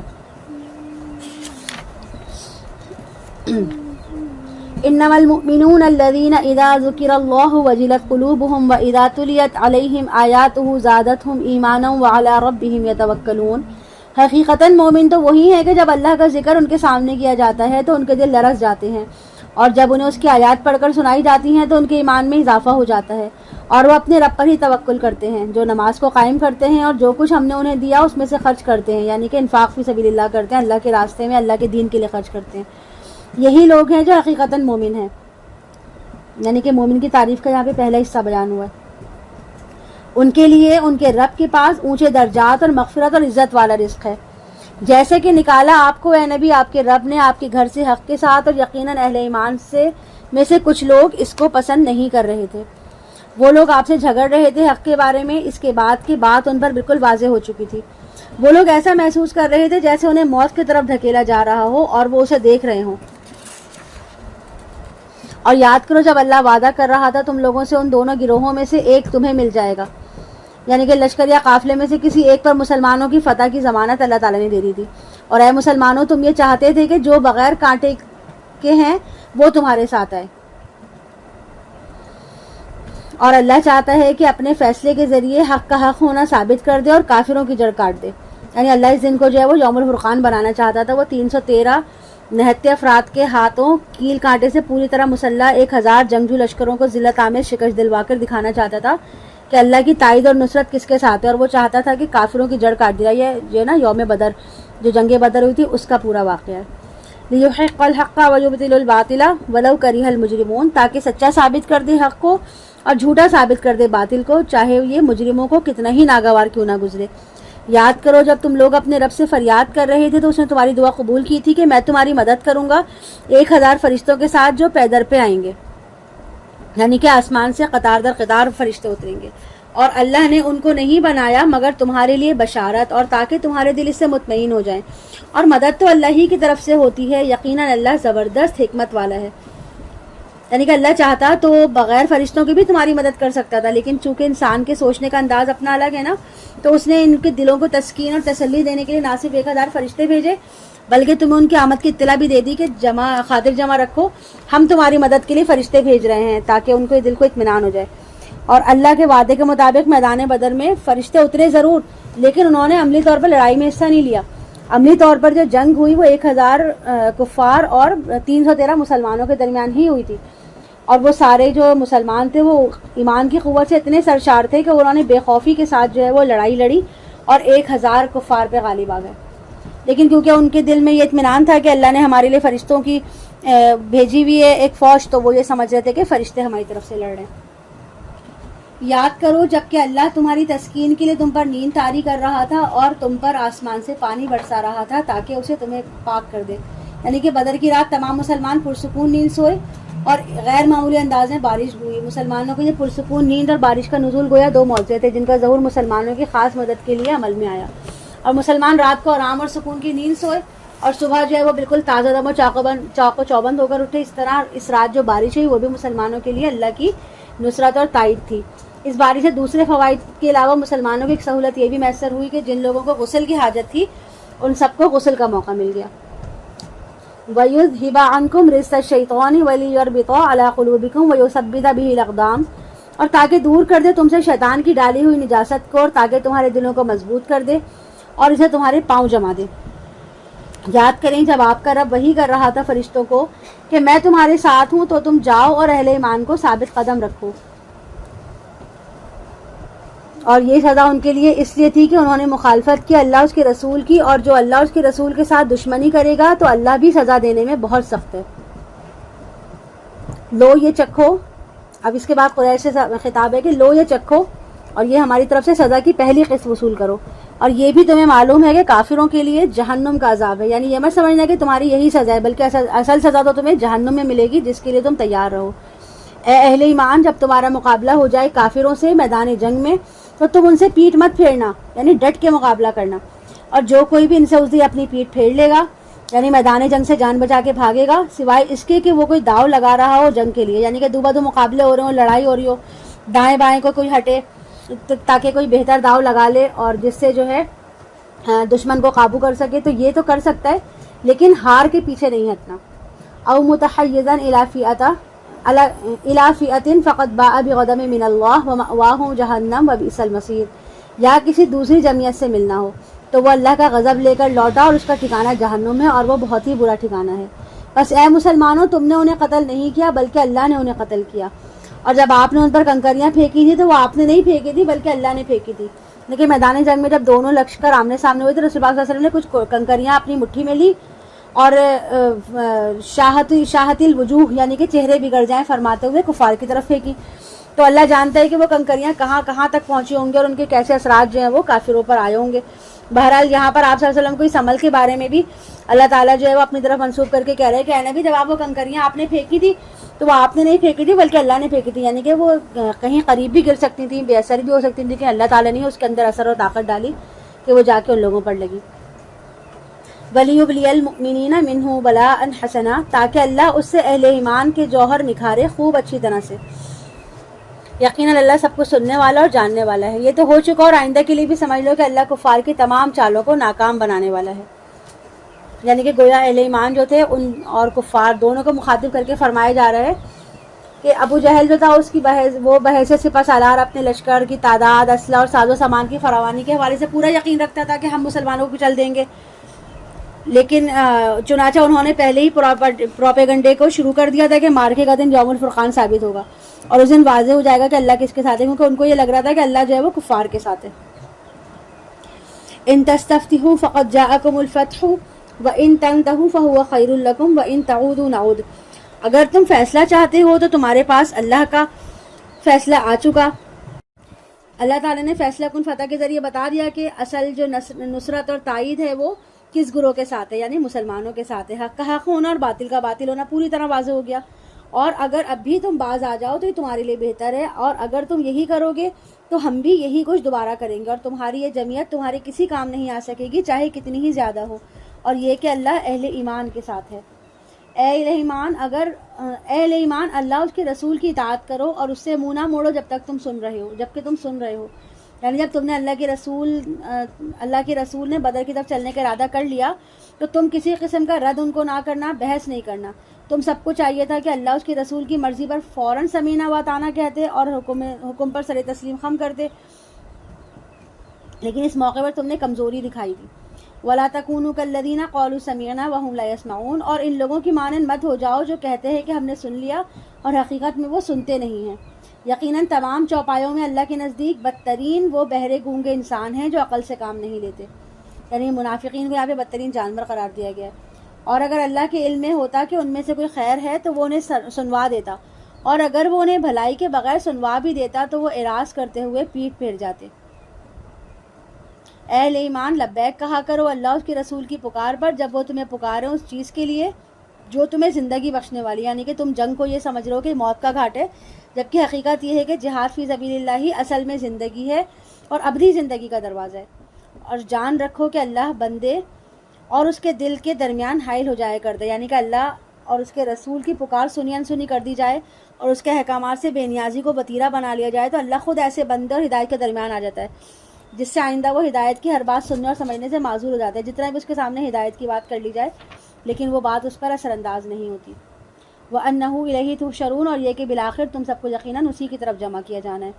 اور ڈرو اس فتنے سے جو تم میں سے صرف گناہ گاروں ہی کو اپنی لپیٹ میں نہیں لے گا، اور جان لو کہ اللہ سزا دینے میں بہت سخت ہے. اور یاد کرو جب تم تھوڑی تعداد میں تھے اور زمین میں دبا لیے گئے تھے، تمہیں اندیشہ تھا کہ تمہیں اچک لیا جائے گا، تو اللہ نے تمہیں پناہ کی جگہ دے دی اور تمہاری مدد کی اپنی خاص نصرت سے، اور تمہیں بہترین پاکیزہ رزق عطا کیا تاکہ تم شکر ادا کرو. اہل ایمان مت خیانت کرو اللہ سے اور اس کے رسول سے. یعنی کہ اللہ کی امانت میں جو خیانت ہے بہت بڑی خیانت ہے. ہمارے پاس اللہ کی سب سے بڑی امانت جو ہے وہ روح ہے جو اس نے ہمارے جسم میں پھونکی ہے. پھر اس کے بعد دین ہے، قرآن ہے، اللہ کی شریعت ہے، اس کے رسول کی بڑی بڑی امانتیں جو ہمیں سونپی گئی ہیں. چنانچہ ایمان کا دم بھرنا، اللہ کی اطاعت، اس کے رسول کی محبت کا دعویٰ کرنا، لیکن پھر اللہ کے دین کو مغلوب دیکھ کر بھی اپنے کاروبار، اپنی جائیداد اور ملازمت کیریئر کی فکر میں لگے رہنا، اور اللہ اس کے رسول کے ساتھ یہ بہت بڑی بے وفائی، غداری اور خیانت ہوگی. یعنی کہ جب آپ دیکھیں کہ آپ کے دین کو آپ کی ضرورت ہے تو آپ کو دین کی مالی طور پہ بھی مدد کرنی ہے، اور اگر آپ کو ایسا لگتا ہے کہ جنگ کی ضرورت ہے، جہاد کی ضرورت ہے، تو اپنے بیٹوں کو، اپنے شوہروں کو، بھائیوں کو، سب کو جنگ کے لیے تیار کرنا ہے، جہاد کے لیے تیار کرنا ہے. وَتَخُونُوا أَمَانَاتِكُمْ وَأَنْتُمْ تَعْلَمُونَ، اور نہ ہی اپنی آپس کی امانتوں میں خیانت کرو جانتے بوجھتے. اور جان لو کہ تمہارے اموال، تمہاری اولاد فتنہ ہے. لیکن فتنہ کی آزمانی جو ہے وہ آزمائش اور اس کی کسوٹی ہے جس پر کسی کو پرکھا جاتا ہے. اس لحاظ سے مال اور اولاد انسان کے لیے بہت آزمائش ہے. یقیناً مال اور دولت انسان کے پاؤں کی سب سے بڑی بیڑیاں ہیں جو اسے دین کی جد و جہد سے روک لیتا ہے اور اس کے عاقبت کو خراب کرتا ہے. چنانچہ وہ شعوری اور فعال زندگی کے شب و روز جو ہے وہ اپنے مال کمانے میں، اسے جمع کر کے رکھنے میں اور اولاد کے مستقبل کو محفوظ بنانے میں ہی مصروف رہتا ہے، اور اس میں اور کولو کے بیل میں کوئی فرق نہیں رہ جاتا. یعنی کہ اس کا دن رات صرف پیسہ کمانے میں ہی مبتلا رہ جاتا ہے. اور جب جو ہے وہ دین کی، اس کے جسم میں زندگی کی کوئی رمق باقی نہیں بچتی جسے وہ دین کی جدوجہد کے لیے پیش کرے اور وہ اللہ کے حضور سرخرو ہو سکے. یعنی کہ وہ اپنا سب کچھ جو ہے وہ صرف دنیا کو، اپنی اولاد کو، اپنے گھر والوں کو جو ہے اچھا مستقبل دینے میں ہی مصروف رہ جاتا ہے. تو یہی جو ہے وہ بہت بڑی آزمائش ہے. جبکہ ہونا کیا چاہیے کہ دنیا کی تمام جو آپ کوششیں کر رہے ہیں اس کے ساتھ ساتھ دین کے لیے بھی برابر کا حصہ رکھیں. وَأَنَّ اللَّهَ عِندَهُ أَجْرٌ عَظِيمٌ، اور یہ کہ اللہ ہی کے پاس ہے بڑا اجر. یا ایھا الذین آمنوا ان تتقوا اللہ یجعل لکم فرقانا ویکفر عنکم سیئاتکم ویغفر لکم واللہ ذو الفضل العظیم. اے اہل ایمان، اگر تم اللہ کے تقوی پر برقرار رہو گے تو وہ تمہارے لیے فرقان پیدا کر دے گا. یعنی کہ اگر تم تقوی کی روش اختیار کرو گے تو اللہ کی طرف سے یا کے بعد دیگر تمہارے لیے فرقان آتا رہے گا. جیسا کہ پہلا فرقان غزوہ بدر میں تمہاری فتح کی صورت میں آ گیا، یعنی کہ حق و باطل میں فرق. وَيُكَفِّرْ عَنْكُمْ سَيِّئَاتِكُمْ وَيَغْفِرْ لَكُمْ وَاللَّهُ ذُو الْفَضْلِ الْعَظِيمِ، اور دور کر دے گا تم سے تمہاری برائیاں، کمزوریاں، اور تمہیں بخش دے گا، اور اللہ بڑے فضل والا ہے. اور یاد کیجئے جب کفار آپ کے خلاف سازشیں کر رہے تھے کہ آپ کو قید کر دیں یا قتل کر دیں یا مکہ سے نکال دیں، تو اللہ نے کیا کیا کہ ان کے تمام حربے جو ہے وہ ناکام کر دیے، اور وہ پھر جو ہے آپ کے قتل کے بارے میں جو ہے وہ خوب صلاح مشورہ کرنے لگے. وہ بھی چالیں چل رہے تھے اور اللہ بھی منصوبہ بندی کر رہا تھا، اور اللہ بہترین منصوبہ بندی کرنے والا ہے. اور جب انہیں ہماری آیات پڑھ کر سنائی جاتی ہیں تو وہ کہتے ہیں ہم نے بہت سن لیا یہ کلام، اگر ہم چاہیں تو ایسا کلام ہم بھی کہہ دیں. یہ کچھ نہیں سوائے پچھلے لوگوں کی کہانیوں کے. یعنی کہ جب کسی کے سامنے دین کے بارے میں بات کی جاتی ہے تو وہ کہتے ہیں اس قرآن میں تو جو کچھ لکھا ہے تو پرانی لوگوں کی باتیں، ہمارے لیے اس میں احکام کیا ہے، ہم تو آلریڈی مسلمان ہیں. تو صرف مسلمان ہو جانا کافی نہیں ہے، بلکہ مسلمان ہونے کے بعد دین کو مکمل طور پر اوڑھنا بچھونا بنا لینا ہے. اصل میں کہ جو جو احکامات قرآن میں دیے گئے ہیں، جو جو مسلمان کے لیے احکامات ہیں، ان پر عمل کر کے مومن بننا ہے. یعنی کہ صرف اسلام نہیں لانا بلکہ ایمان لانا ہے تمام باتوں پر. جو اور ایمان کا مطلب کیا ہوتا ہے کہ جو کچھ کہا جا رہا ہے اس کو پورے طریقے سے ماننا اور اس پر عمل کرنا. وَإِذْ قَالُوا اللَّهُمَّ إِن كَانَ هَذَا هُوَ الْحَقُّ مِنْ عِنْدِكَ فَأَمْطِرْ عَلَيْنَا حِجَارَةً مِنَ السَّمَاءِ أَوْ ائْتِنَا بِعَذَابٍ أَلِيمٍ. اور جب انہوں نے کہا کہ اے اللہ اگر یہ قرآن تیری ہی طرف سے برحق ہے تو برسا دے ہم پر پتھر آسمان سے، یا بھیج دے ہم پر کوئی دردناک عذاب. اور اللہ ایسا نہ تھا کہ ان کو عذاب دیتا جبکہ ابھی آپ صلی اللہ علیہ وسلم ان کے درمیان موجود تھے، اور اللہ ان کو عذاب دینے والا نہیں تھا جب تک کہ وہ استغفار بھی کر رہے تھے. یعنی کہ یہ گزمڑ آبادی تھی نا مکہ کی. کچھ ایسے لوگ تھے جو بہت سادے سے تھے، جو اپنے طور پر اللہ کا ذکر کرتے تھے، تلبیہ پڑھتے تھے، استغفار کرتے تھے. اور دوسری طرف اللہ کا قانون ہے کہ جب تک وہ پاک اور ناپاک کو چھانٹ کر الگ نہیں کر دیتا اس وقت تک وہ کسی اس نوعیت کا عذاب کسی قوم پہ نہیں لاتا جو وہ مانگ رہے تھے. وَمَا لَهُمْ إِلَّا يُعَذِّبُهُمُ اللَّهُ وَهُمْ يَصُدُّونَ عَنِ الْمَسْجِدِ الْحَرَامِ. اور کیا رکاوٹ ہے ان کے لیے کہ اللہ ان کو عذاب نہ دے جبکہ وہ روک رہے ہیں مسجد حرام سے لوگوں کو، وہ جبکہ وہ اس کے متولی بھی نہیں ہیں. اس کے اصل متولی تو صرف متقی لوگ ہیں، لیکن ان کی اکثریت علم نہیں رکھتی، اور نہیں ہے ان کی نماز بیت اللہ کے پاس سوائے سیٹیاں بجانا اور تالیاں پیٹنا. یعنی کہ وہ جو تھے ان کی عبادت کا انہوں نے حلیہ بگاڑ کے رکھا تھا. وہ نمازوں میں بھی سیٹیاں بجاتے، تالیاں بجاتے، اور اسی طرح خانہ کعبہ اگر وہ طواف کرتے تو وہ بھی بالکل برہنہ ہو کر کرتے. فذوقوا العذاب بما کنتم تکفرون. تو اب چکھو مزہ عذاب کا اپنے کفر کی پاداش میں. یہاں واضح کر دیا گیا کہ اللہ کا عذاب صرف آسمانوں سے پتھر کی صورت میں نہیں آتا، بلکہ غزوہ بدر میں ان کی جو شکست تھی فیصلہ کن، ان کے حق میں اللہ کا عذاب ہے. یقیناً کافر لوگ اپنے اموال خرچ کرتے ہیں تاکہ لوگوں کو روکیں اللہ کے راستے سے، تو وہ اور بھی خرچ کریں گے، پھر یہ ان کے لیے ایک حسرت کا باعث بن جائے گا، پھر یہ مغلوب ہو کر رہیں گے. یعنی کہ ان کا یہ خرچ کرنا ان کے لیے حسرت کا باعث ہوگا، ان کو پچھتاوا ہوگا، اور ان کی جانوں کا روک بن جائے گا کہ وہ اپنا سارا مال کھپا دیں، ساری جانیں ضائع کر دیں. لیکن اس پوری کوشش کے باوجود وہ محمد صلی اللہ علیہ وسلم کا بال بیکا بھی نہ کر سکیں گے، اور ان کی حسرتوں سے اور بڑھ جائیں گی جب جو ہے دین جو ہے وہ حق کے ساتھ ان کے سامنے آئے گا، اور اس وقت وہ مغلوب ہو جائیں گے اور اہل حق کے سامنے رحم و کرم کی بھیک مانگ رہے ہوں گے. والذین کفروا الی جہنم یحشرون. اور جو کفر پر رہیں گے وہ جہنم کی طرف گھیر لیے جائیں گے. یعنی ان میں سے جو ایمان لائیں گے اللہ ان کو معاف کر دے گا، اور جو کفر پر اڑے رہیں گے اور کفر پر ہی ان کو موت آئے گی تو ایسے لوگ جو ہے وہ جہنم کا ایندھن بنیں گے. لیمیز اللہ الخبیث من الطیب ویجعل الخبیث بعضہ علی بعض فیرکمہ جمیعا فیجعلہ فی جہنم اولئک هم الخاسرون. تاکہ اللہ پاک کو ناپاک سے چھانٹ کر علیحدہ کر دے اور ناپاک کو ایک دوسرے کے اوپر رکھتے ہوئے سب کو ایک ڈھیر بنا دے، پھر ان کو جہنم میں جھونک دے. یقیناً یہی لوگ ہیں جو خسارہ پانے والے ہیں. اے محمد صلی اللہ علیہ وسلم آپ اعلان کر دیجئے ان کافروں کے سامنے کہ اگر وہ اب بھی باز آ جائیں تو جو کچھ پہلے ہو چکا اس کے لیے ان کو معاف کر دیا جائے گا. یعنی کہ اب بھی موقع ایمان لے آؤ، تمہاری تمام پہلی خطائیں معاف کر دی جائیں گی. اور اگر وہ دوبارہ یہی کچھ کریں گے تو پچھلوں کے حق میں سنت الہی گزر چکی ہے. یعنی کہ جس طرح پہلے اللہ تعالیٰ نے عذاب دیا ہے اس طرح ان کو بھی عذاب دیا جا سکتا ہے. اور اے مسلمانوں ان سے جنگ کرتے رہو یہاں تک کہ فتنہ کفر باقی نہ رہے اور دین کل کا کل اللہ ہی کا ہو جائے. اور پھر اگر وہ باز آ جائیں تو جو کچھ وہ کر رہے ہیں اللہ اس کو یقیناً دیکھ رہا ہے. اور اگر وہ روگردانی کریں تو اے مسلمانوں تم یہ جان لو کہ اللہ تمہارا مولا، تمہارا حمایتی ہے. کیا ہی خوب ہے وہ مولا اور کیا ہی خوب ہے وہ مددگار. نعم المولا و نعم النصیر. کیا ہی خوب ہے وہ مولا اور کیا ہی خوب ہے وہ مددگار. یہاں پر 9th پارہ الحمدللہ کمپلیٹ ہو گیا. سبحانک اللہم و بحمدک اشہد ان لا الہ الا انت استغفرک و اتوب الیک. رب ارحمہما کما ربیانی صغیرا. ربنا ظلمنا انفسنا وان لم تغفر لنا وترحمنا لنکونن من الخاسرین. ربنا لا تزغ قلوبنا بعد إذ هديتنا وهب لنا من لدنك رحمة إنك أنت الوهاب. ربنا آتنا في الدنيا حسنة وفي الآخرة حسنة وقنا عذاب النار. ربنا تقبل منا انك انت السميع العليم وتب علينا وتب علينا وتب علينا انك انت التواب الرحيم. آمین رب العالمین. السلام علیکم ورحمۃ اللہ وبرکاتہ.